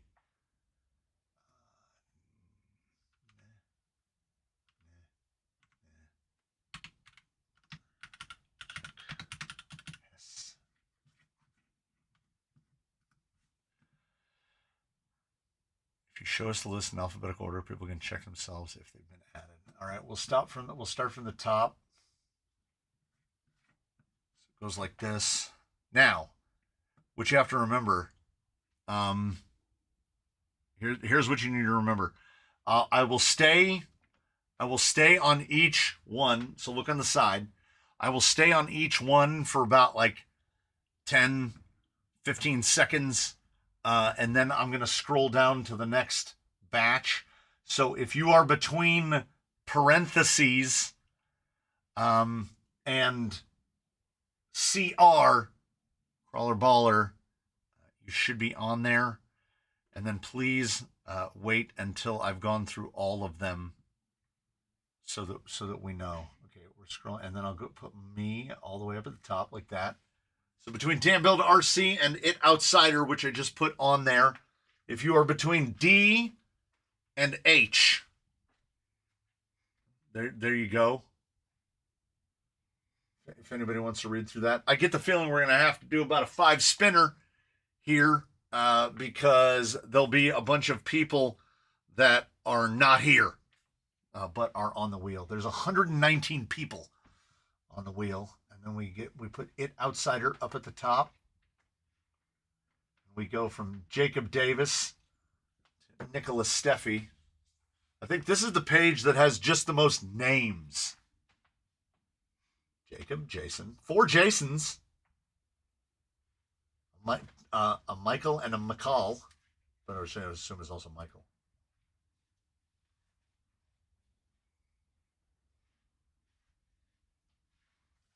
All right.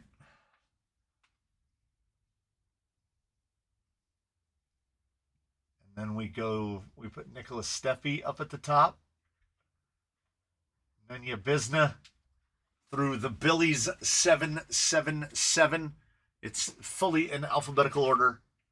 So if you don't see it, then let me know. But when I'm on this window, I can't see the chat. And then there's only 4 below the Billies. Tony Gregg, Victor Van Nortwick, Whiskers 762, and Yurkia 360. Okay. So, did you see yourself, David Franco? No. Okay. Okay.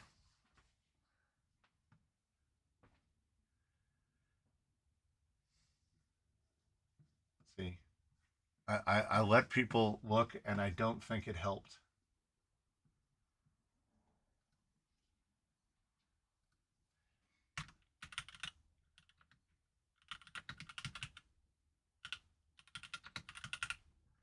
Because I can only get one, and then I have to click back over. Okay, Fire Phoenix, Mo Trapper,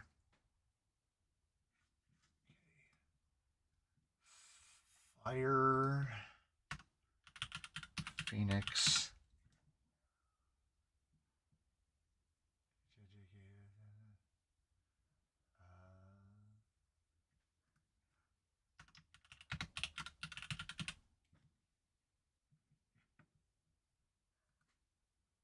There's gonna be a couple that are not quite alphabetical.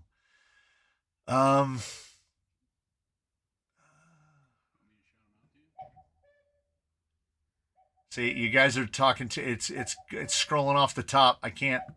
People are gonna get missed.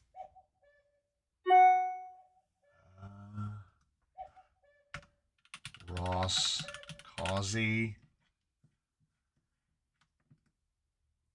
Oh, Ross C. I didn't see it down that far. Rusty Shackelford and Waylon. I'm just putting him as Waylon. Got Rusty Peanuts. There's more than one Rusty? Okay. Rusty Shackelford. I might have added a letter or two. And see, my brain will only hold one at a time. Waylon. I've only seen one Waylon. Super Nintendo and the Law. So we would go Super Nintendo and oh, that's even lower. the one. He had a 1 on it, right? Sounds right. Yes.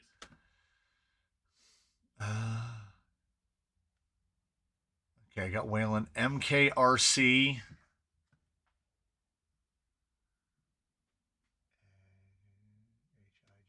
HIJK. MKRC. And then. So it could be like right here, right? RUD3Y. Is that right? I can't see when I'm typing. Rudy 1. Got Super Vincent Salpietro. Nope.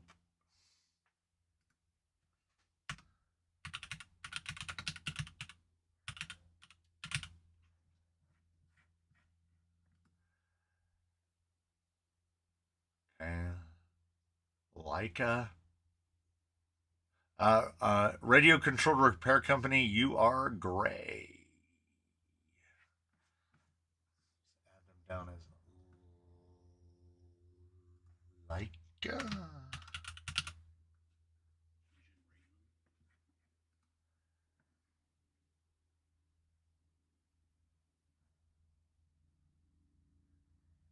Oh my god. Chris the computer guy is now on there. J Mitch 3008.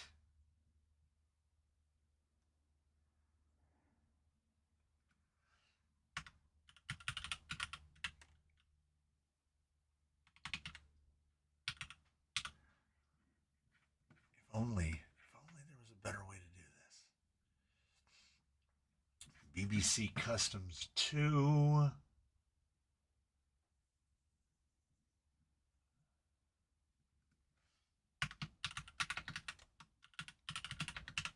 Not to be confused with BBC Customs 1.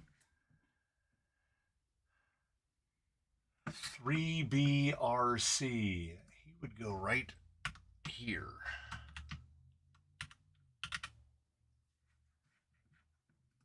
Not the 3BRC, right? Art Stewart. Nay. Art Stewart. So who was here? Seriously. Who was here?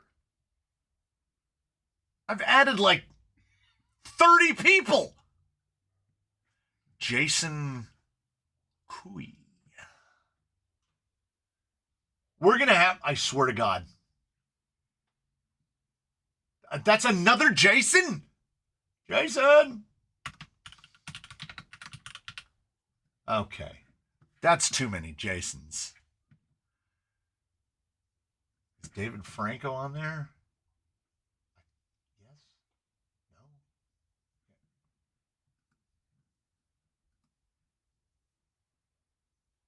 No? No?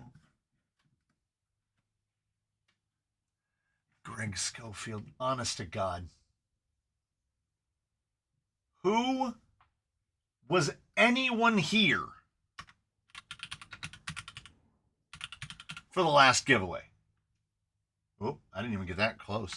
Schofield.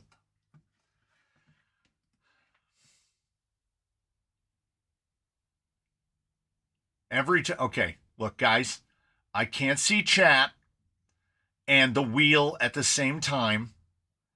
Every time I come back to the chat, it jumps up like 80 posts, which makes it take even longer. Asian raisin. Did I get it right? That's close. I feel like that's close. Wonder which YouTuber will win this time. James Schultz. At least it's not another Jason. Jason.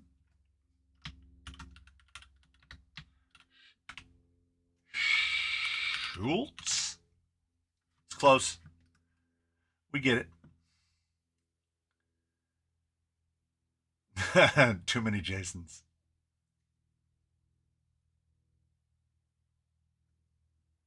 You got a bunch of gift members since the last giveaway, you numpty. Jerry, the raccoon.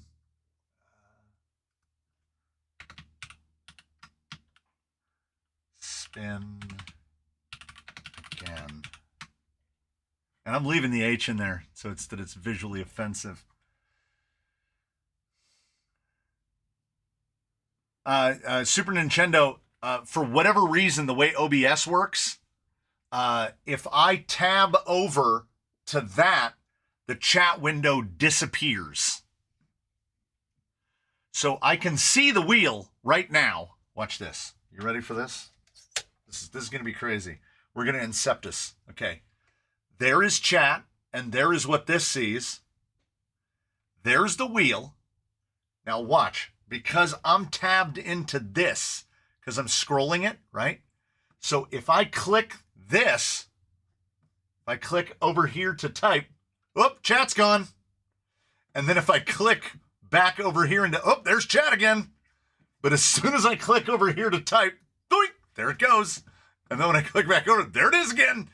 I have tried everything I can to make that keep window at front. Nope.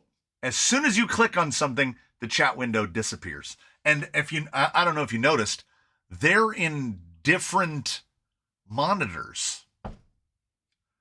We are up to 139 on there.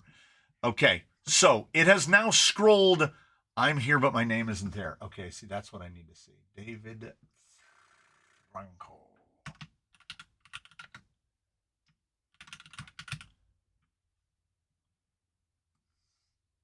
All right.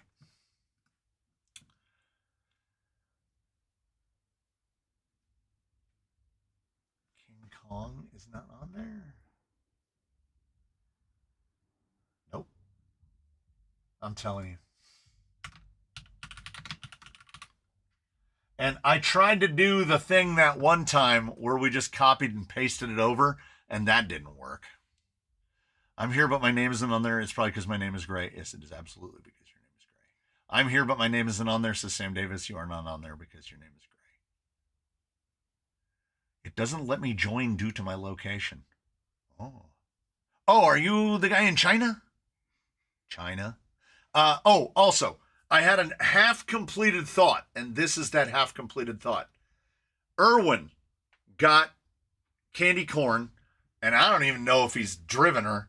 I haven't seen any content on his channel related. Who knows? But it ended up costing him like $100 to get it. Because, yes, Neil Daniels is still on there. Ed Scrivener. I think Ed wasn't a member at the time. Shipping was almost $90 to Belgium. People had sent in a little bit of money. So he had to spend about I think he sent me $60. And then when it got to Belgium, he got to pay $53 VAT on it. So if you live in Europe, ask yourself, how much do you want it?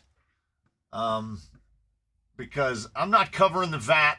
This is like I say, I'm giving it away. Don't make it cost me more money.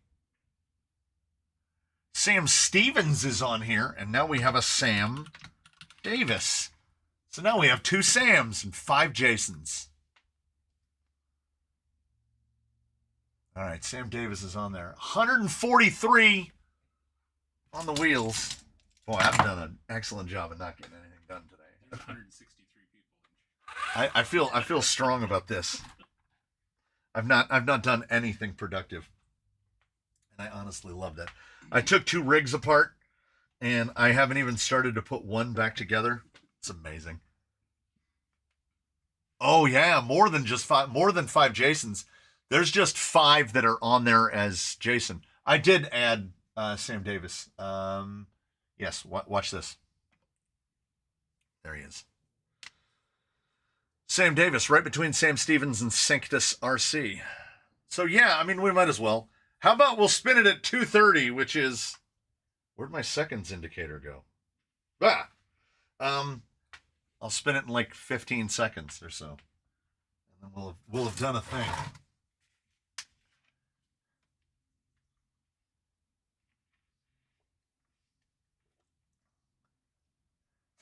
Fire Phoenix says, okay, take me off the wheel. I'm in Sweden. Yeah, you'd be spending over $100. And look at it, okay? Overall, meaning if I left the tires on and I don't, this thing is 405 millimeters long. Oh, you can't. This thing is 405 millimeters long, about 240 wide, and probably maybe 200 millimeters tall. I generally build a box that basically fits it, so it's nice and snug in there. Candy Cane went in a box that its longest dimension was like 17 inches, and it was still $90 to send it. And it weighed under 6 pounds.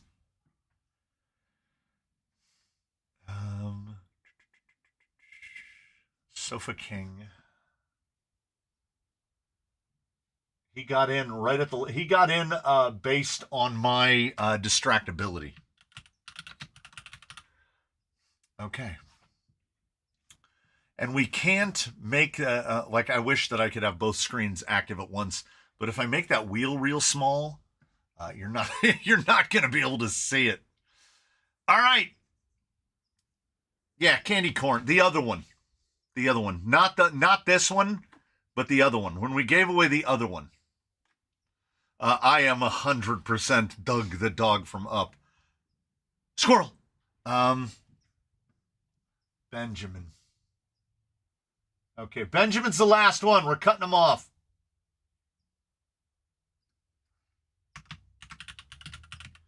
All right, Benjamin's on. Goes like this. Goes like this. And we're going to go like this. Okay, what's the over-under? I wish that I had a backup gift giveaway that I could give to whoever picks how many times we're going to have to spin this to actually give it away. Because I don't think it's... the guy sitting over here says 5. It's going to take 5 spins. Man. 5 almost seems like a low number. All right. We're going to go... Shuffy. Bang. There it is. It's going. I've been hoarding cardboard so that I have a box to ship this back in. Oh, I was thinking you should put those little mini. Okay. Somebody add him. So that we can see if he's here. People mistakenly calling me Jason. That's not my name. But if they're looking at me and they say Jason, I know they mean me.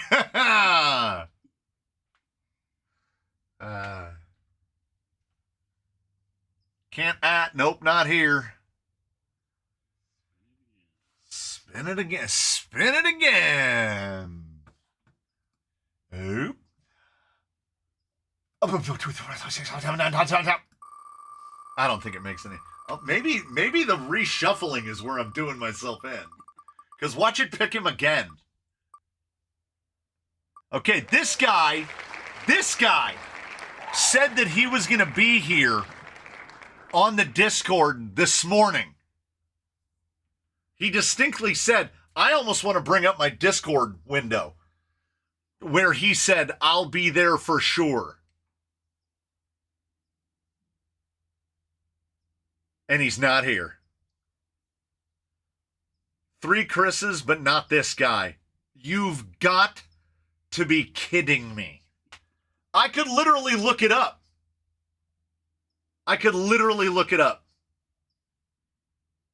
This is a full-blown man from Tennessee situation we've got going on. He said on the Discord, I'll be there for sure. And then somebody else said, I'm going to be missing it. and I posted a picture of this. I posted a picture that I swear I want to drag my Discord window over there and show it. I'm looking right now. It was in. Was it in general? Yeah. It's right around where I posted the picture. Oh my God, there's so many photos on here. Yeah, I'll be there for sure, Chris Barchak. I'll be there for sure. There it is. Okay, hold on. I'm dragging it over. We're not doxing him. Oh, it puts it into streamer mode. So, okay, watch this. I got to go back here, and then I go back here. Okay, so here's my Discord window. Guy says, people abuse the everyone tag.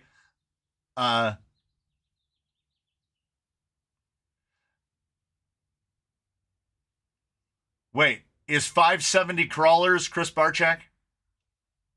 See, that I'm going to blame that on YouTube. So, see, you're missing out. I posted that picture, and then it says, I'll be there for sure. Okay. All right. Come on, man.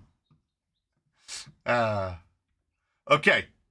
So 570 crawlers is Mr. Barchak. Well. His link to YouTube channel says @cbarchak999. Okay. So he does have a YouTube channel. Does it have content? No, it's just playlists. It's just playlists. Okay. I only want one thing in confirmation.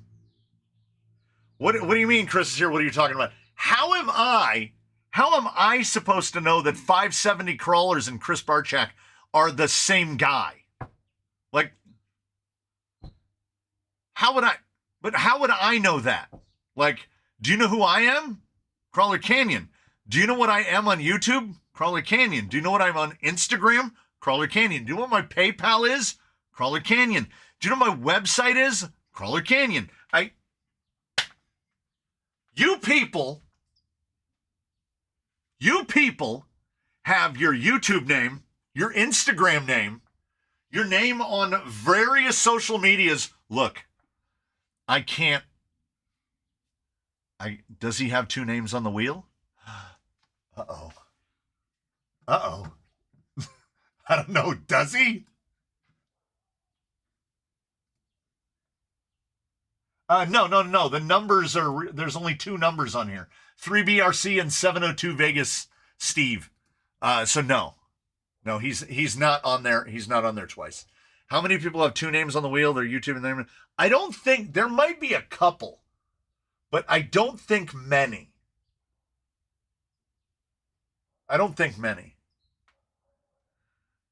Well, I've gotten a confirmation, a sideways confirmation. The guy who won 2 times ago, right, says that he has confirmed through internet sleuthery that 570 crawlers and Chris Barchak are indeed the same guy. No. That's not. So if you go to his Instagram and then go to his YouTube channel. Oh, okay. It's a different name. So I don't know. Maybe he needs to message you on Discord. Well, I'm assuming that's area code 570. I don't know. Well, Eddie White says it's the same guy. So, I just assume it's the same guy. More than one name means more than one membership. No, it doesn't necessarily. It just means that his act is different. Because I have no control over the at thing, and YouTube keeps doing this, and I wish they would stop doing this, because they did this and it didn't work, and then they went back to the normal channel names, and then they went right back to this again. Now everybody's just getting very conspiratorial. Is Eddie White who he claims to be? Yeah, YouTube does definitely keep switching between display name and username. Yeah. I mean, I have no reason not to believe it's not him. Right? Like okay, here's how it's going to work. He's going to tell me where he lives, right? And then I'm going to find out how much it's going to cost to ship it. And then I'm going to tell him how much it's going to cost to ship it.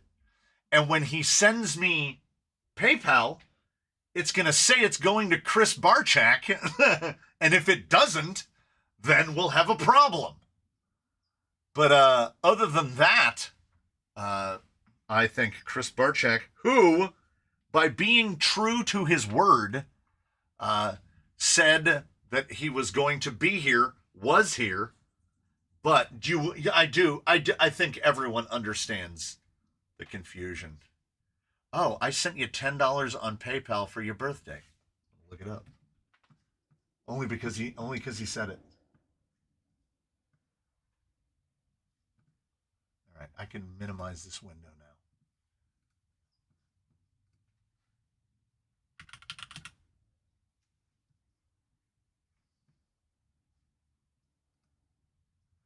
I've also sent him I've sent him stickers before.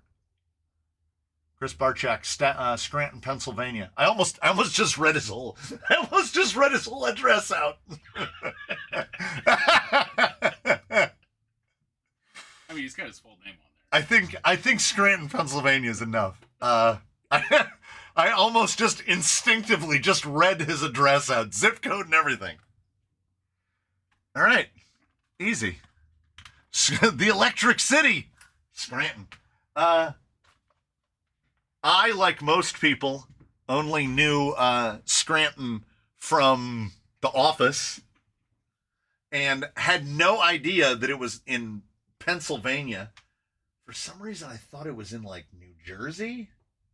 I also, until I met a man from southeast Pennsylvania, Schuylkill Township, which is a real place, Schuylkill, I didn't know that Pennsylvania and New Jersey, like, touch each other. Like right next to each other. If you live down there in the bottom corner of Pennsylvania, you can drive to Atlantic City in like an hour. See, I'm from California. San Diego's 2 hours away, right? Everything is and isn't an hour away in California. That's how that works. Does he have a channel? I mean, he has a YouTube channel in the fact that you have to create an account, but it has been looked at, and he doesn't have any videos or anything. He's just got some playlists. So no, he's not a YouTuber, but you're not a YouTuber either. So we have a handful of non-YouTubers now. Even my grandma is happy right now. We should do a New Year's build giveaway using as old of components we can find and force it to do the thing as best as possible. Well, then you better watch it. You've sent us both stickers before. We're both from Scranton. Oh, hey! Thanks for adding me. Gotta go. Well, we loved having you. He probably has another channel that he has his videos on. All right, Mr. Hurley, here's what you do. All you have to do is put one video on YouTube, and then maybe YouTube will acknowledge that you're a content creator, and then they will try to give you things. I can't promise, but, you know, if you're going to try to game the system, you might as well try to game the system, you know? I can't influence it one way or the other. Oh, wait, isn't Mr. Steffi is from Pennsylvania as well? There's a lot of you out in Pennsylvania. Huh? Where's she? Oh, I knocked her over with the lid of that box. Probably broke her feet off again. Oh, hold on.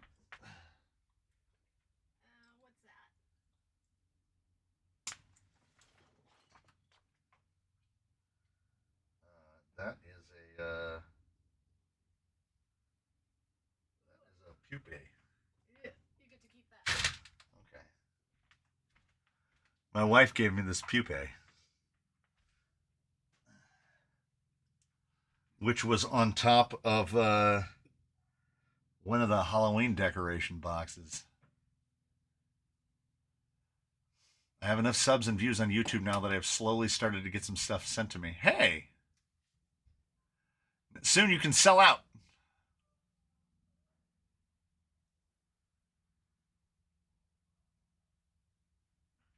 All you need to do is get a couple hundred or 1,000 more subs. Westchester.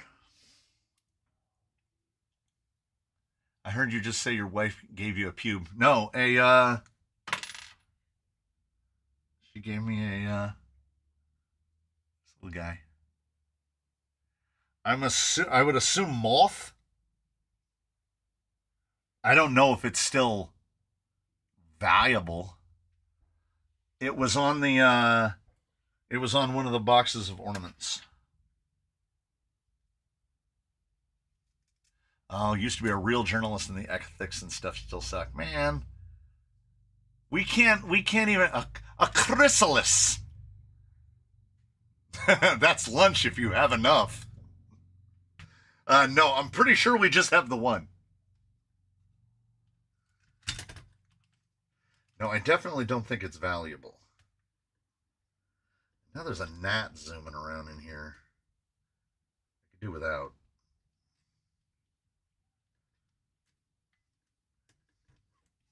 Oh. Would you go? All right.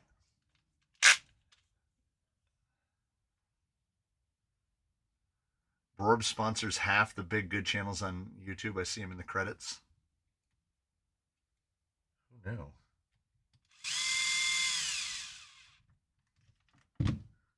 That was a little bit long. Thanks for doing all this. It seems like kind of like a pain in the ass. Yeah. Do you have gnats in California? Yeah. Especially, well, here's what you have to take into consideration, Mr. Hurley. It is the 29th of November, and inside the building, which I have the doors, both doors open, it's 71 degrees inside the building. If winter is coming for us this year, it's coming late. Now, winter in California would make the Pennsylvania people laugh. But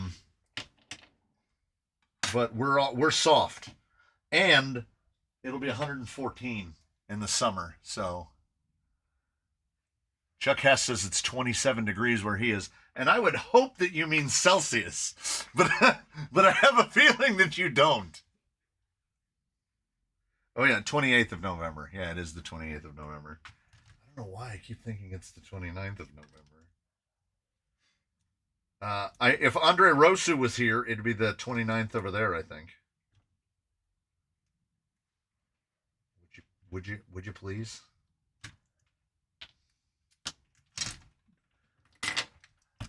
$26 26 and 18 this morning. Mm-mm. That's a miss me with that for sure. I don't think it, well, I know that in the time that I've lived here, which is only 50 some years, it has certainly never been 18 degrees here. And it's probably been 27 at night a couple times. Oh, it's 15 minutes away from the 29th over in España. Supposed to get 10 inches of snow tomorrow. Wind chill of -8. We had -8 the other day, then +5 the next day. Oh, but that's Fahrenheit. 6 degrees Celsius. I understand. I've said it before, and I'll say it again. I understand why so many people live here.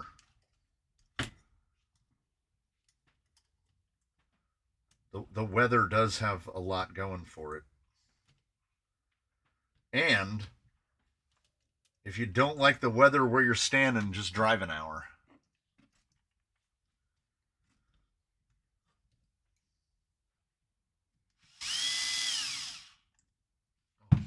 I was really hoping that 25 wasn't going to be too long, and I don't think that it was.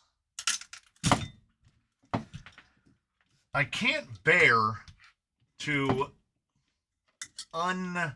chassis mount the steering on this because I worked so foolishly hard to get the chassis mounted steering to work on this. So we're gonna keep it against our own better judgments. This chassis wants absolutely nothing to do with chassis mounted steering. Nothing about it was designed for it. And I don't care. I will force it to bend to my will.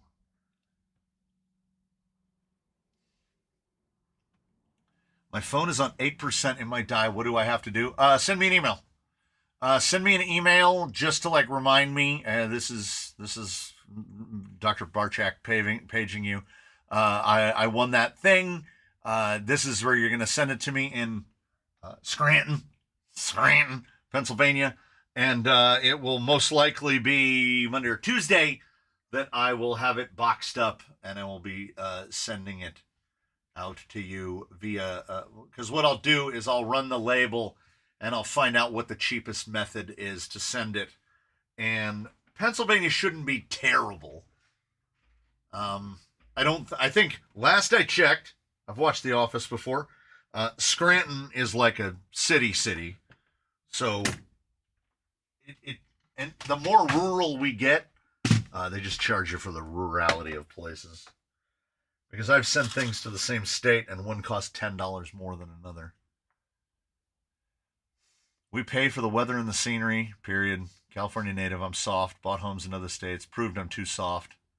Now an absentee landlord, the tenants can have it. Yeah. I was just saying earlier today, I can't leave this place. Because Erwin, who is, I don't know, a sleeper at work. I never know what he's actually doing.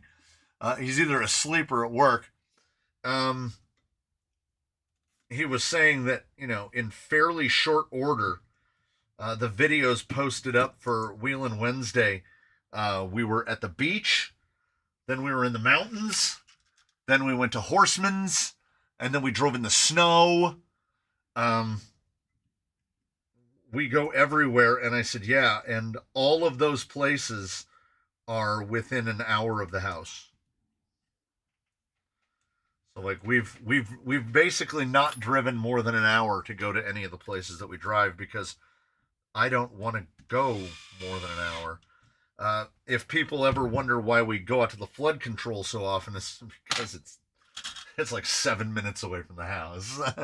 There's a nice out-of-the-way place to park that doesn't cost anything to park there. I'm going to move Susan and the pupae chrysalis.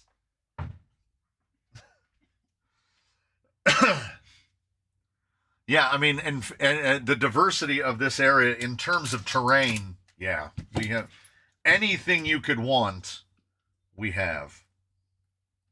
What we also have are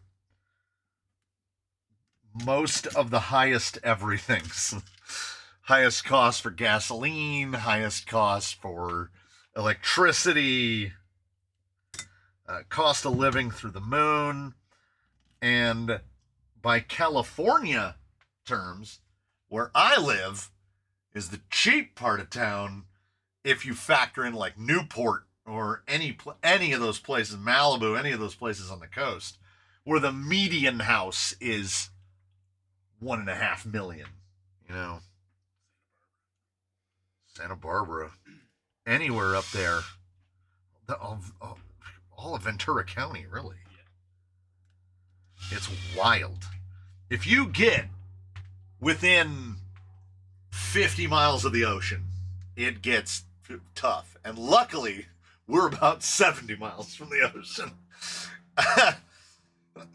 Yeah, Vegas Steve just said Ventura County. Yeah, Santa Barbara. Could be worse. We dropped 150 pounds for 5 sacks of coal today.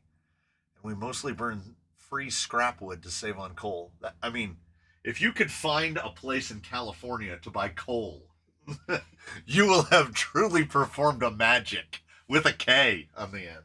because coal, they won't let us buy things that run on gasoline. Yeah, coal. I couldn't buy a gas weed eater if I wanted to. Oh, Vegas Steve was 805, born and raised Ventura County, so he moved to Vegas. 805. Hizzy lives less than a mile from the English Channel. Hey, that's coastal. Yeah, but like, okay, are there any places in the UK that could not be considered coastal? Like, if you're in the middle, the quote middle of Britain, and I've been watching the Yogscast play GeoGuessr badly, and if it's just Britain and they can't figure out where it is, they just put the pin in Sheffield. Is Sheffield in the middle? Is that like middle Britain? I don't know enough about Britain. I know that the Cotswolds is a thing. I know that you don't really, yeah, it's an island. Everything is coastal.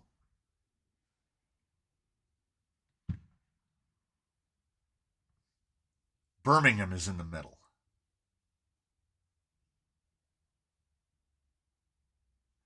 Last Creations has got the two-stroke blower and the two.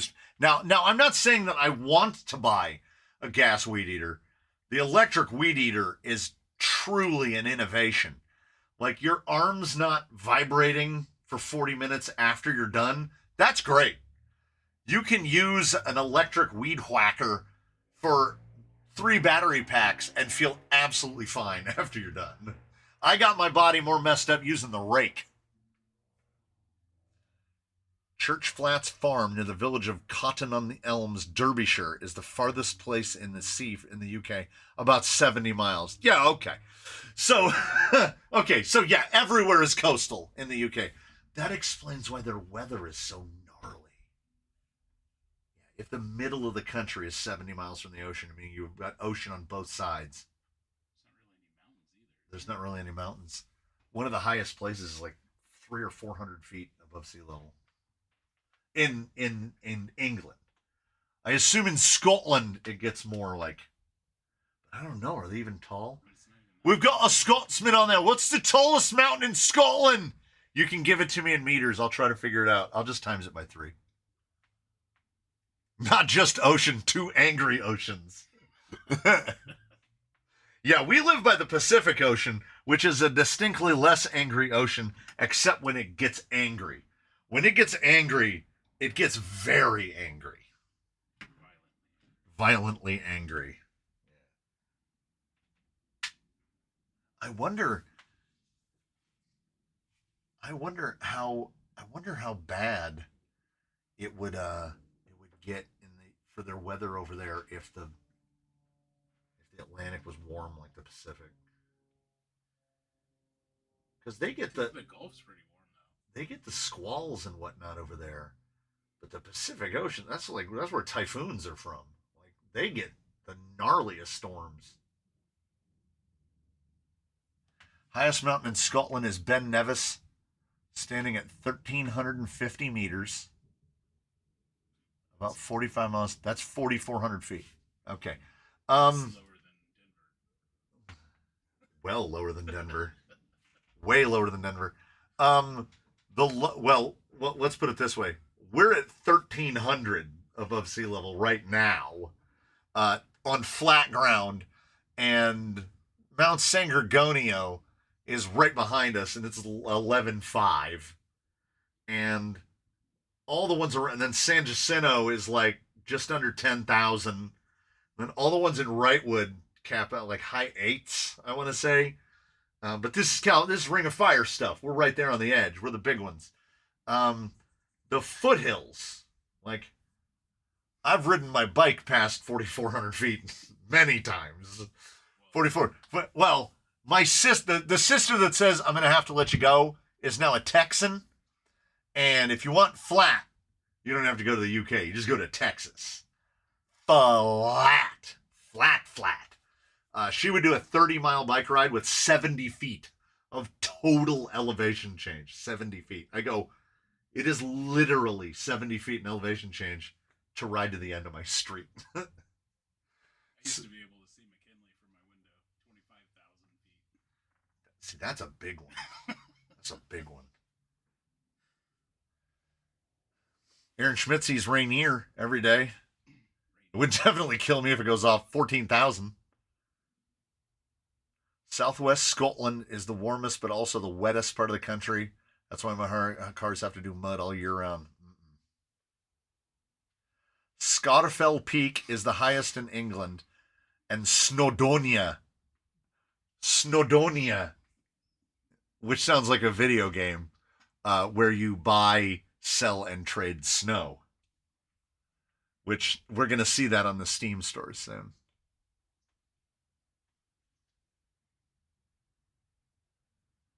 I like that. Like, okay, does Ben Nevis mean something? Is that in another language? Like, is that in Scots or something? Or is that mountain just named like a man or after a man? I know they name a lot of mountains after just men. Wait, didn't they rename McKinley is Denali now? Yeah, I still call it McKinley though. That's what it was when I was growing up. Well, they will they'll name everything and then they'll rename everything multiple times before we're done. This is actually going to be closer than I thought. Because that drag link is way too long and or that panhard is way too short. That panhard needs to be another 12 millimeters longer. There's your answer to Ben Nevis. Oh, it's an Anglic. Oh, I'm not even going to try to say the an Englishification of the Gaelic name Bien Nevis, which has to mean venomous mountain or malicious mountain, or mountain with its head in the clouds. Oh, Ben Nevis means venomous mountain.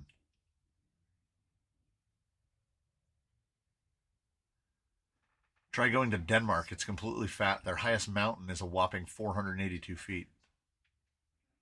Oh, you fell asleep? Chris Barchak won it. It's going to Scranton.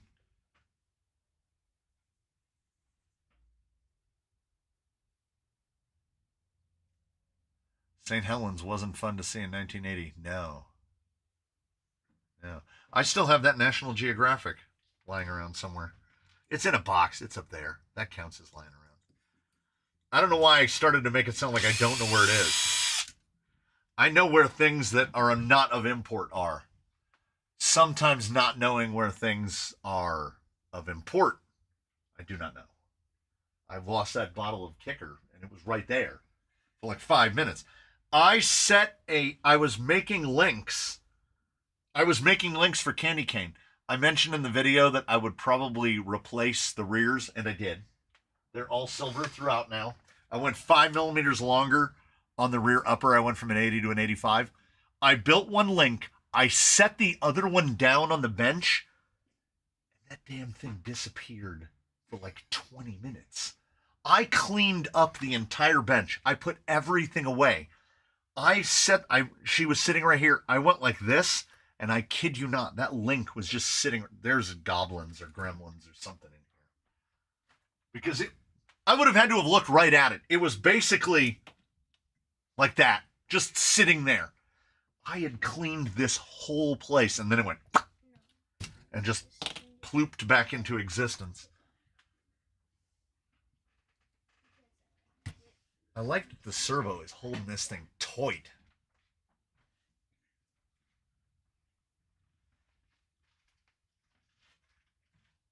Actually, maybe not as longer as I think. Really only looks about... That's like 6 millimeters longer. So, I mean, too long to dial a turnbuckle out to, but not really. I'm going to dial this turnbuckle out, and we'll set it from that. And then we'll adjust from there.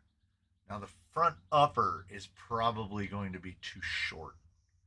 And that's going to come down to link mount position, because an AR-45 and a TRX-4 are just going to mount differently. I've watched you for a while. Many of your unbiased tire reviews. Seems you share a bit more about yourself on live streams. How old are you? I am 53. Just recently. 53 and about 2 weeks, 3 weeks. Highest I've been to the top of Mount Tenerife. Mount Tida, Tenerife, which is 12,000 odd feet. I think the highest that I have been personally is... I rode the, whatever they call that railway. I'm going to click on the thing and I'm going to find out what the railway is. Yeah, so about the same. 14,115 at the top of Pikes Peak, also known apparently as America's Mountain. The man was ordered by Thomas Jefferson in 1806 to explore the Louisiana Purchase, and his name was, and I make this up not, Zebulon Pike. Zebulon Pike, which might be the namiest of names. Have you ever run a rig with 2.2 tires on the rear and class 1 on the front? No. No, I have not. Like fake mullet?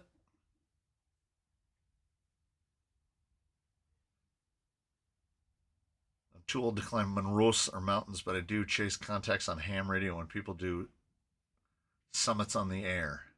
Huh. Yeah, mountain climbing. Oh, pro double cartons for $20 on A-Main. 21,000 feet top of Kilimanjaro. Nope. No, thank you. That's all you, man. I respectfully decline.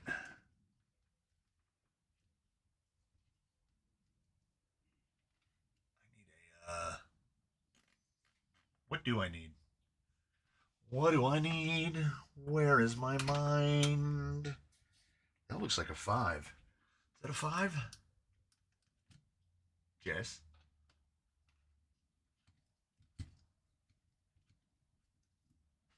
Turnbuckles. Bring back turnbuckles. Because then it allows us to adjust things. Even if you only have a handful of turnbuckles to use during the building process, it is extremely helpful.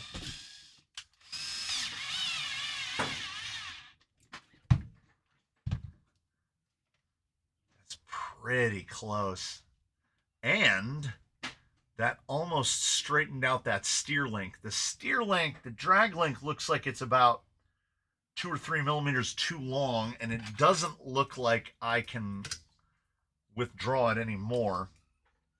We are currently sitting pan hard at 80 and drag at 84. That is far closer than I would have anticipated. And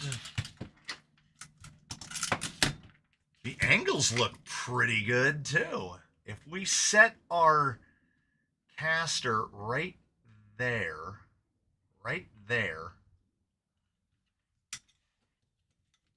again, I need another hand.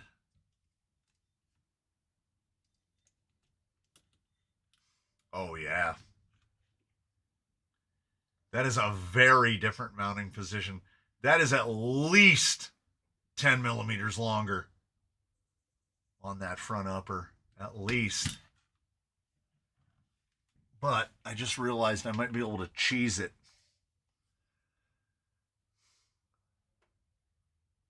Thanks for the tip on the double cardons for the Pro. Literally dropped what I was doing and put that in my cart. I should order some. Okay, Neil Daniels, I'm assuming it changes. Does it change that for you automatically? Or do they not let us type dead? At work and headphones died and phone is about to die. Oh. I don't use my phone. I use my phone for so little, except taking pictures. Have a good weekend, corduroy guy. Charge your stuff. I'm going to try to cheese this. We're going to see if we might cheese it. Save me a little bit of effort. Come on.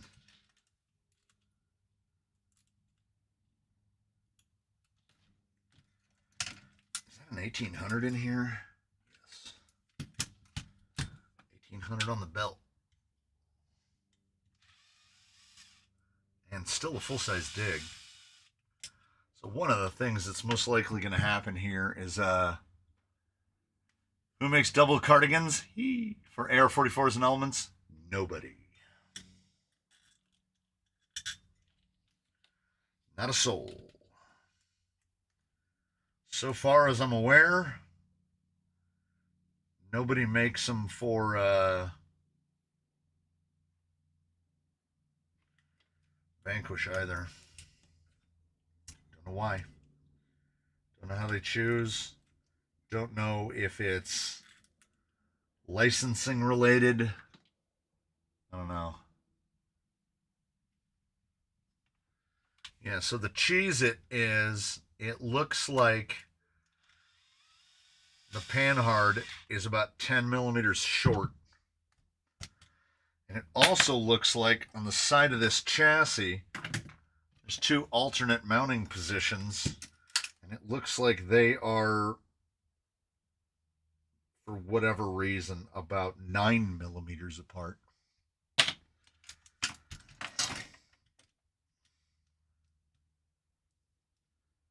And this turnbuckle is a turnbuckle.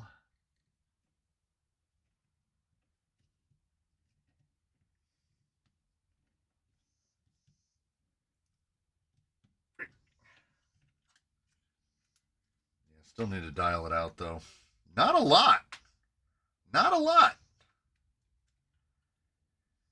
We're doing a fantastic job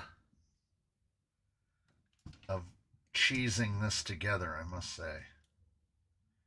Okay, we still need about the width. I'm going to go 4 millimeters. So I do have to take this off anyway. Double cardigans. Did I hear double Kardashians? You probably got pizza for less than Five Guys. What would the cost of? Well, I don't know. Is Five Guys criminally expensive in other places? Because it's criminally expensive here. The Habit is another little burger joint around here. It is likewise criminally expensive. Okay, so this thing, we could be 14 millimeters longer than. RPM needs to bring this thing back, seriously. 63. So we want to be at about 77. Why do you think 2.2s have lost dominion in the crawler sphere? I think because there's this push for, well, 5.25s are starting to make a comeback. So everything old is new again. But I think the real push, and I believe this genuinely, I believe that the push to the 475, the 19525, is the old shoe theory. It costs less money to make them, and you can make more of them and ship more of them for less money. And I genuinely believe that that's motivation number one.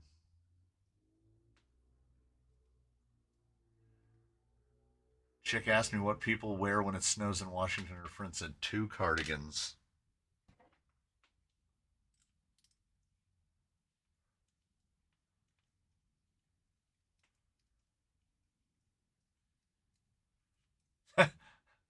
Troca RC said, I want to be on the wheel. You're about an hour late. Right around an hour late. Didn't quite make it.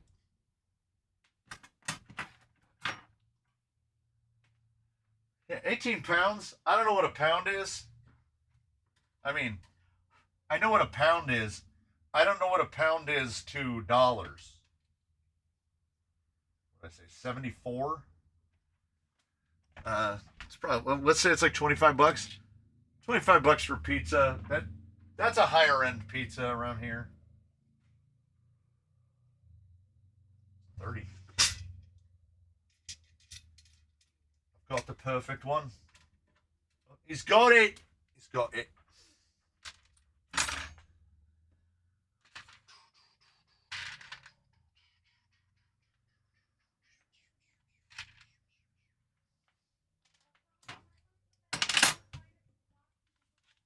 Black Friday party.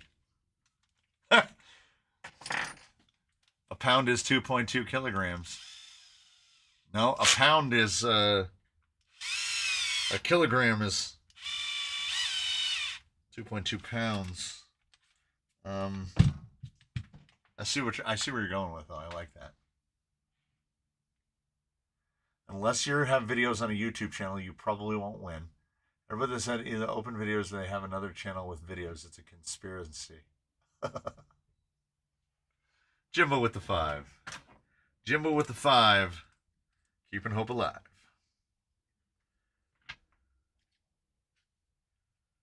So I will, of course, finish this in the future. And by the future, I mean probably tomorrow. And we will make this guy, these are 7s, right? 7.5 on that side and a 7 on that side. We should make him cabs, right? Like you should have to cabs it. Solo cabs. We'll run him. So Colonel Diablo will have to run a full cabs gauntlet. So we'll run green line. And then we'll run back 9 and deadline. Did a YouTuber win again? No. No. What happened with Labubu? What Labubu? Who Labubu? Yeah, nobody's done Bridge and Tunnel in a long time. He's a closet YouTuber. I don't think you can prove. I don't think that's the thing.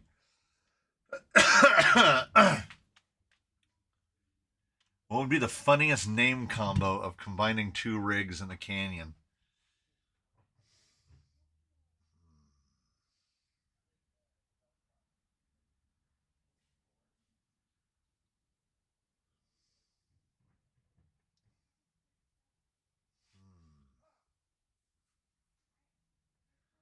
Because Colonel Diablo is pretty good.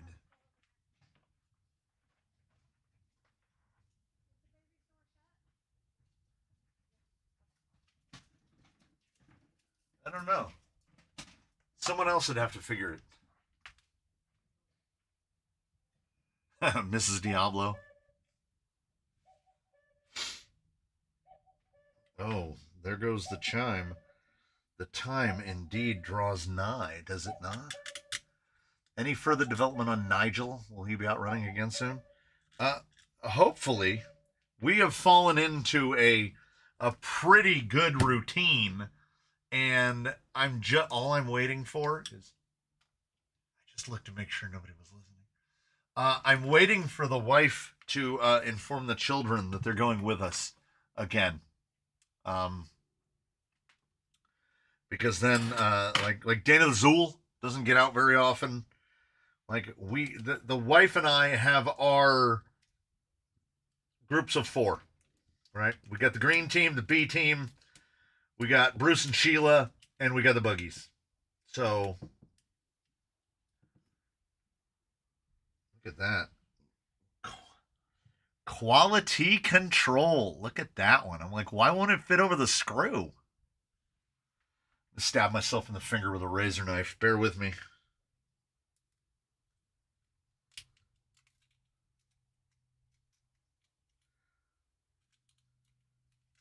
I didn't have enough faith. Oh, you guys got a Miniso. Yes, the canoe is still sitting over there with him.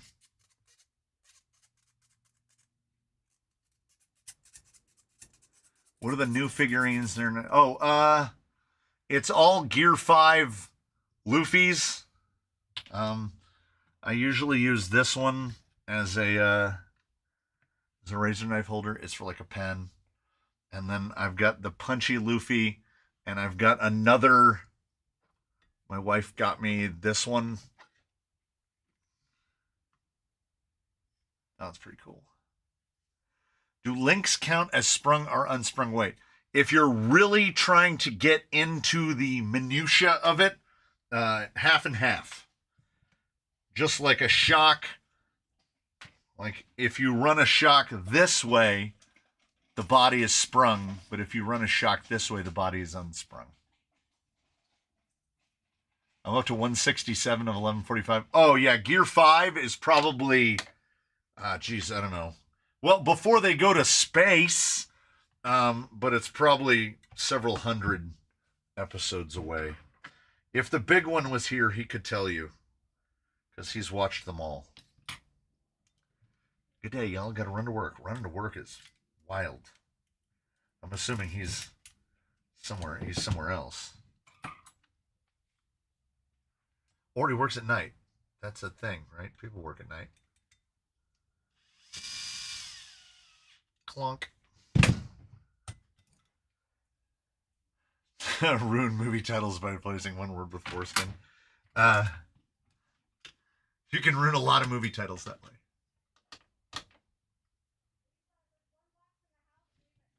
I don't want to tighten this down until I make sure. I don't think I accounted for the angle well enough. There's always that big angle on a TRX4 front upper. It's, you know what? It's marginal. It's marginal. This is the state of power sports this time of year.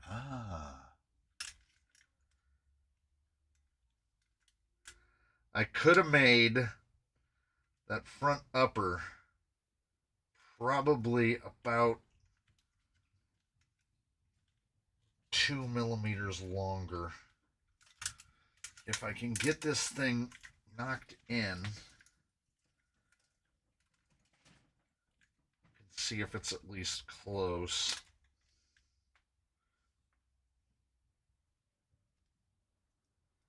Everybody loves a Link Olympics, and by extension, trying to whack everything together, particularly when it's skid forward. And all the links are like under load. Skid forward is definitely compromise city. It is not all winning as far as I'm concerned. Let's see if I can get this to line up with the pin.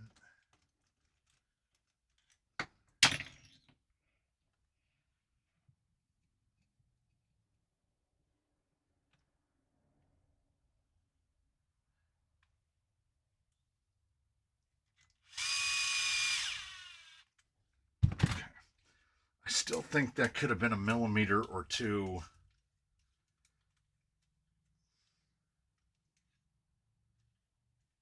You know what? I'm not mad at it.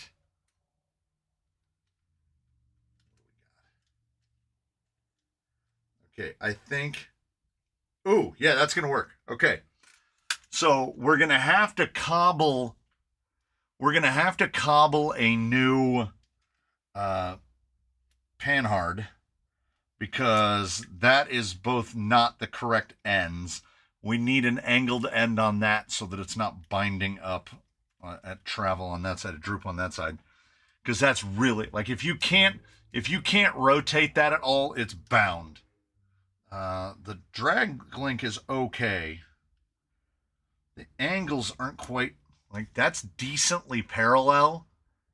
And this is, I mean, swapping from one axle to another, ordinarily, They're not going to even be close. Well, there's a question I have to answer for myself. What is the drive shaft situation? Are we going to have to move? Have to move it over.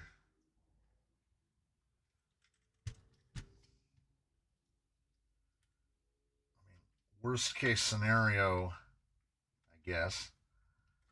High clearance link on the lower to keep the drive shaft out of the link. It looks good so far. How long did it take you to accumulate all the rigs and parts you have? Like 5 years. 2020 to now. No drive shaft other than this drive shaft would work.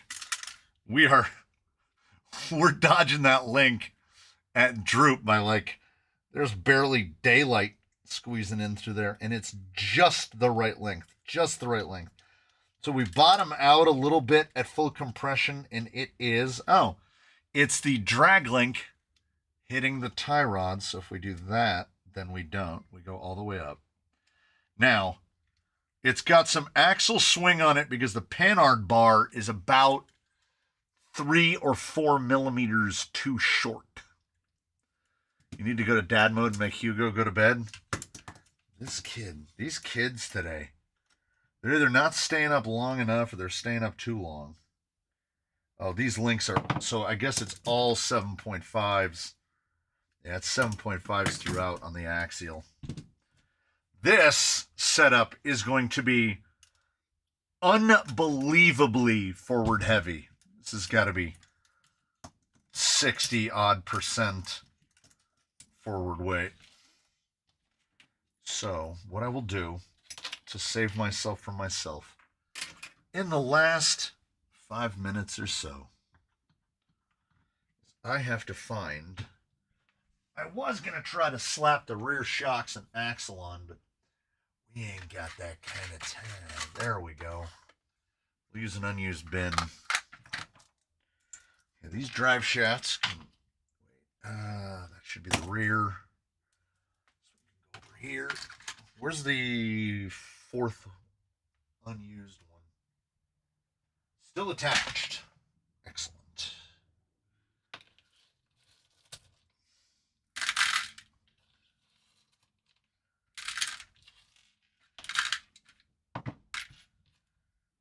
Don't bother trying to sort anything. Mono bin it.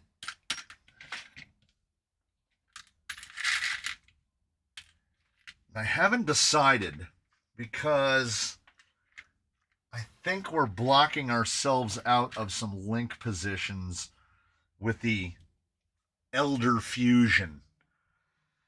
I'm not averse to going Outrunner on it, which would remove even more sprung weight, and that'll give me more control over the KVs. But what's on this guy? He's got a 1400, and that Furatech is coming out of service. That's part of this. So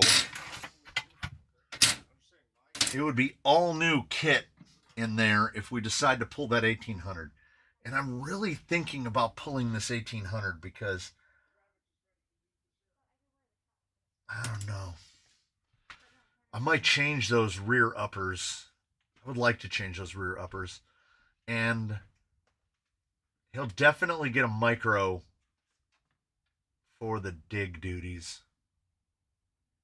You know what bonked means in the UK? No. What does bonked mean? I know what fanny means in the UK.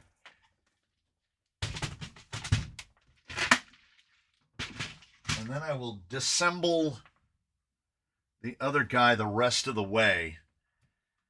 And hopefully we can get one usable. You said duty. Whoever, thanks to the AR-45 double cardan shafts are on sale. Just picked up some. Nice.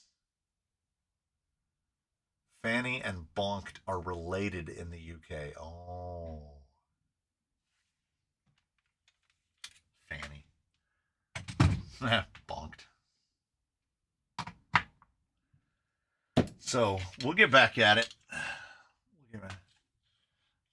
Aaron Schmidt knows what the UK calls cigarettes. Yeah. I think we all do. A bundle of sticks. A bundle of sticks.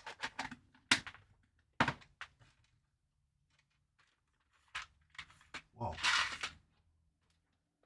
She appeared behind me for just a second and then disappeared as quickly as she had appeared. Oh boy. More wheels and tires that I don't have room for. We'll stack them up over here. I have no commitment to a wheel nor a tire nor an insert for this. We'll go with whatever works. We did not change lowers at all, so the front axle should still be just fine. I think it will be. This probably due to some of the more recent driving. You know what? I'm not even attached to the body. I like the body, but I almost feel like if he's being reborn, like that's fairly typical. I'm not attached to this body really either. I'm not attached to any of this. Like I can dig through bodies here, and we can sort them out. We're gonna sort them out. We're gonna sort them out. All right, everybody. Coffee drink is imminent. Yeah. He needs a new grandpa body. Oh, that'd be great. Yeah, that grandpa would be great on here. Ooh. I mean, you know how it is. Shy of spending $50+ for the body plus shipping to get it directly from J Concepts, we're probably going to be waiting for Lord knows how long before they show up on A-Main. Oof. So I'm not going to hold out for that one. I don't want to cab him. I want to keep him a full body, but I'm not completely opposed. I'll look through what I've got here, and I will adjust accordingly. And we'll pull this down. There's really not that much I'm going to salvage out of this, honestly. Links, bumpers, drive shafts, the usual stuff. The rest will just get tossed in the bins. No ants. We had the rain, and then we had a little bit of coldish weather, and the ants have basically gone underground. So there's definitely no ants in the building. So, thank you, everybody. I'm gonna get a coffee drink. I'm gonna get food, and then tomorrow I have to film 3 videos because on one day where I thought about recording videos, I instead sat down in my chair and played Borderlands for like 7 hours. So, you know how that works. It was a pretty good one. We did all right. The light is white. Any spoilers on what's coming up? Oh, those last second spoilers.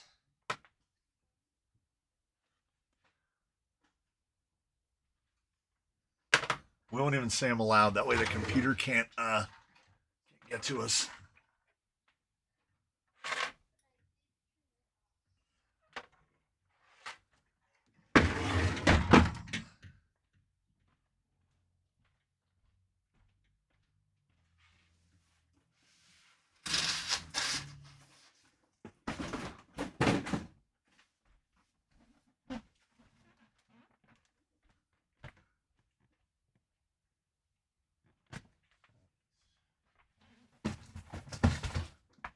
So there you go. Thanks everybody. Thanks for joining us. The last second spoilers for the people who hang out until the very end. 396,000 frames. I'm sorry, 393,000 frames. I'll see you in all the usual places. I'll see you on the Discord. I'll see you in the next. Thanks so much for joining us, everybody. I'm gonna do that thing where I turn the microphone off, and then you don't know if I'm here or not. And sometimes I'll just make a noise in the background so that moves. And you'll never know. We'll see you next time, everybody. Thanks for being here for the thing.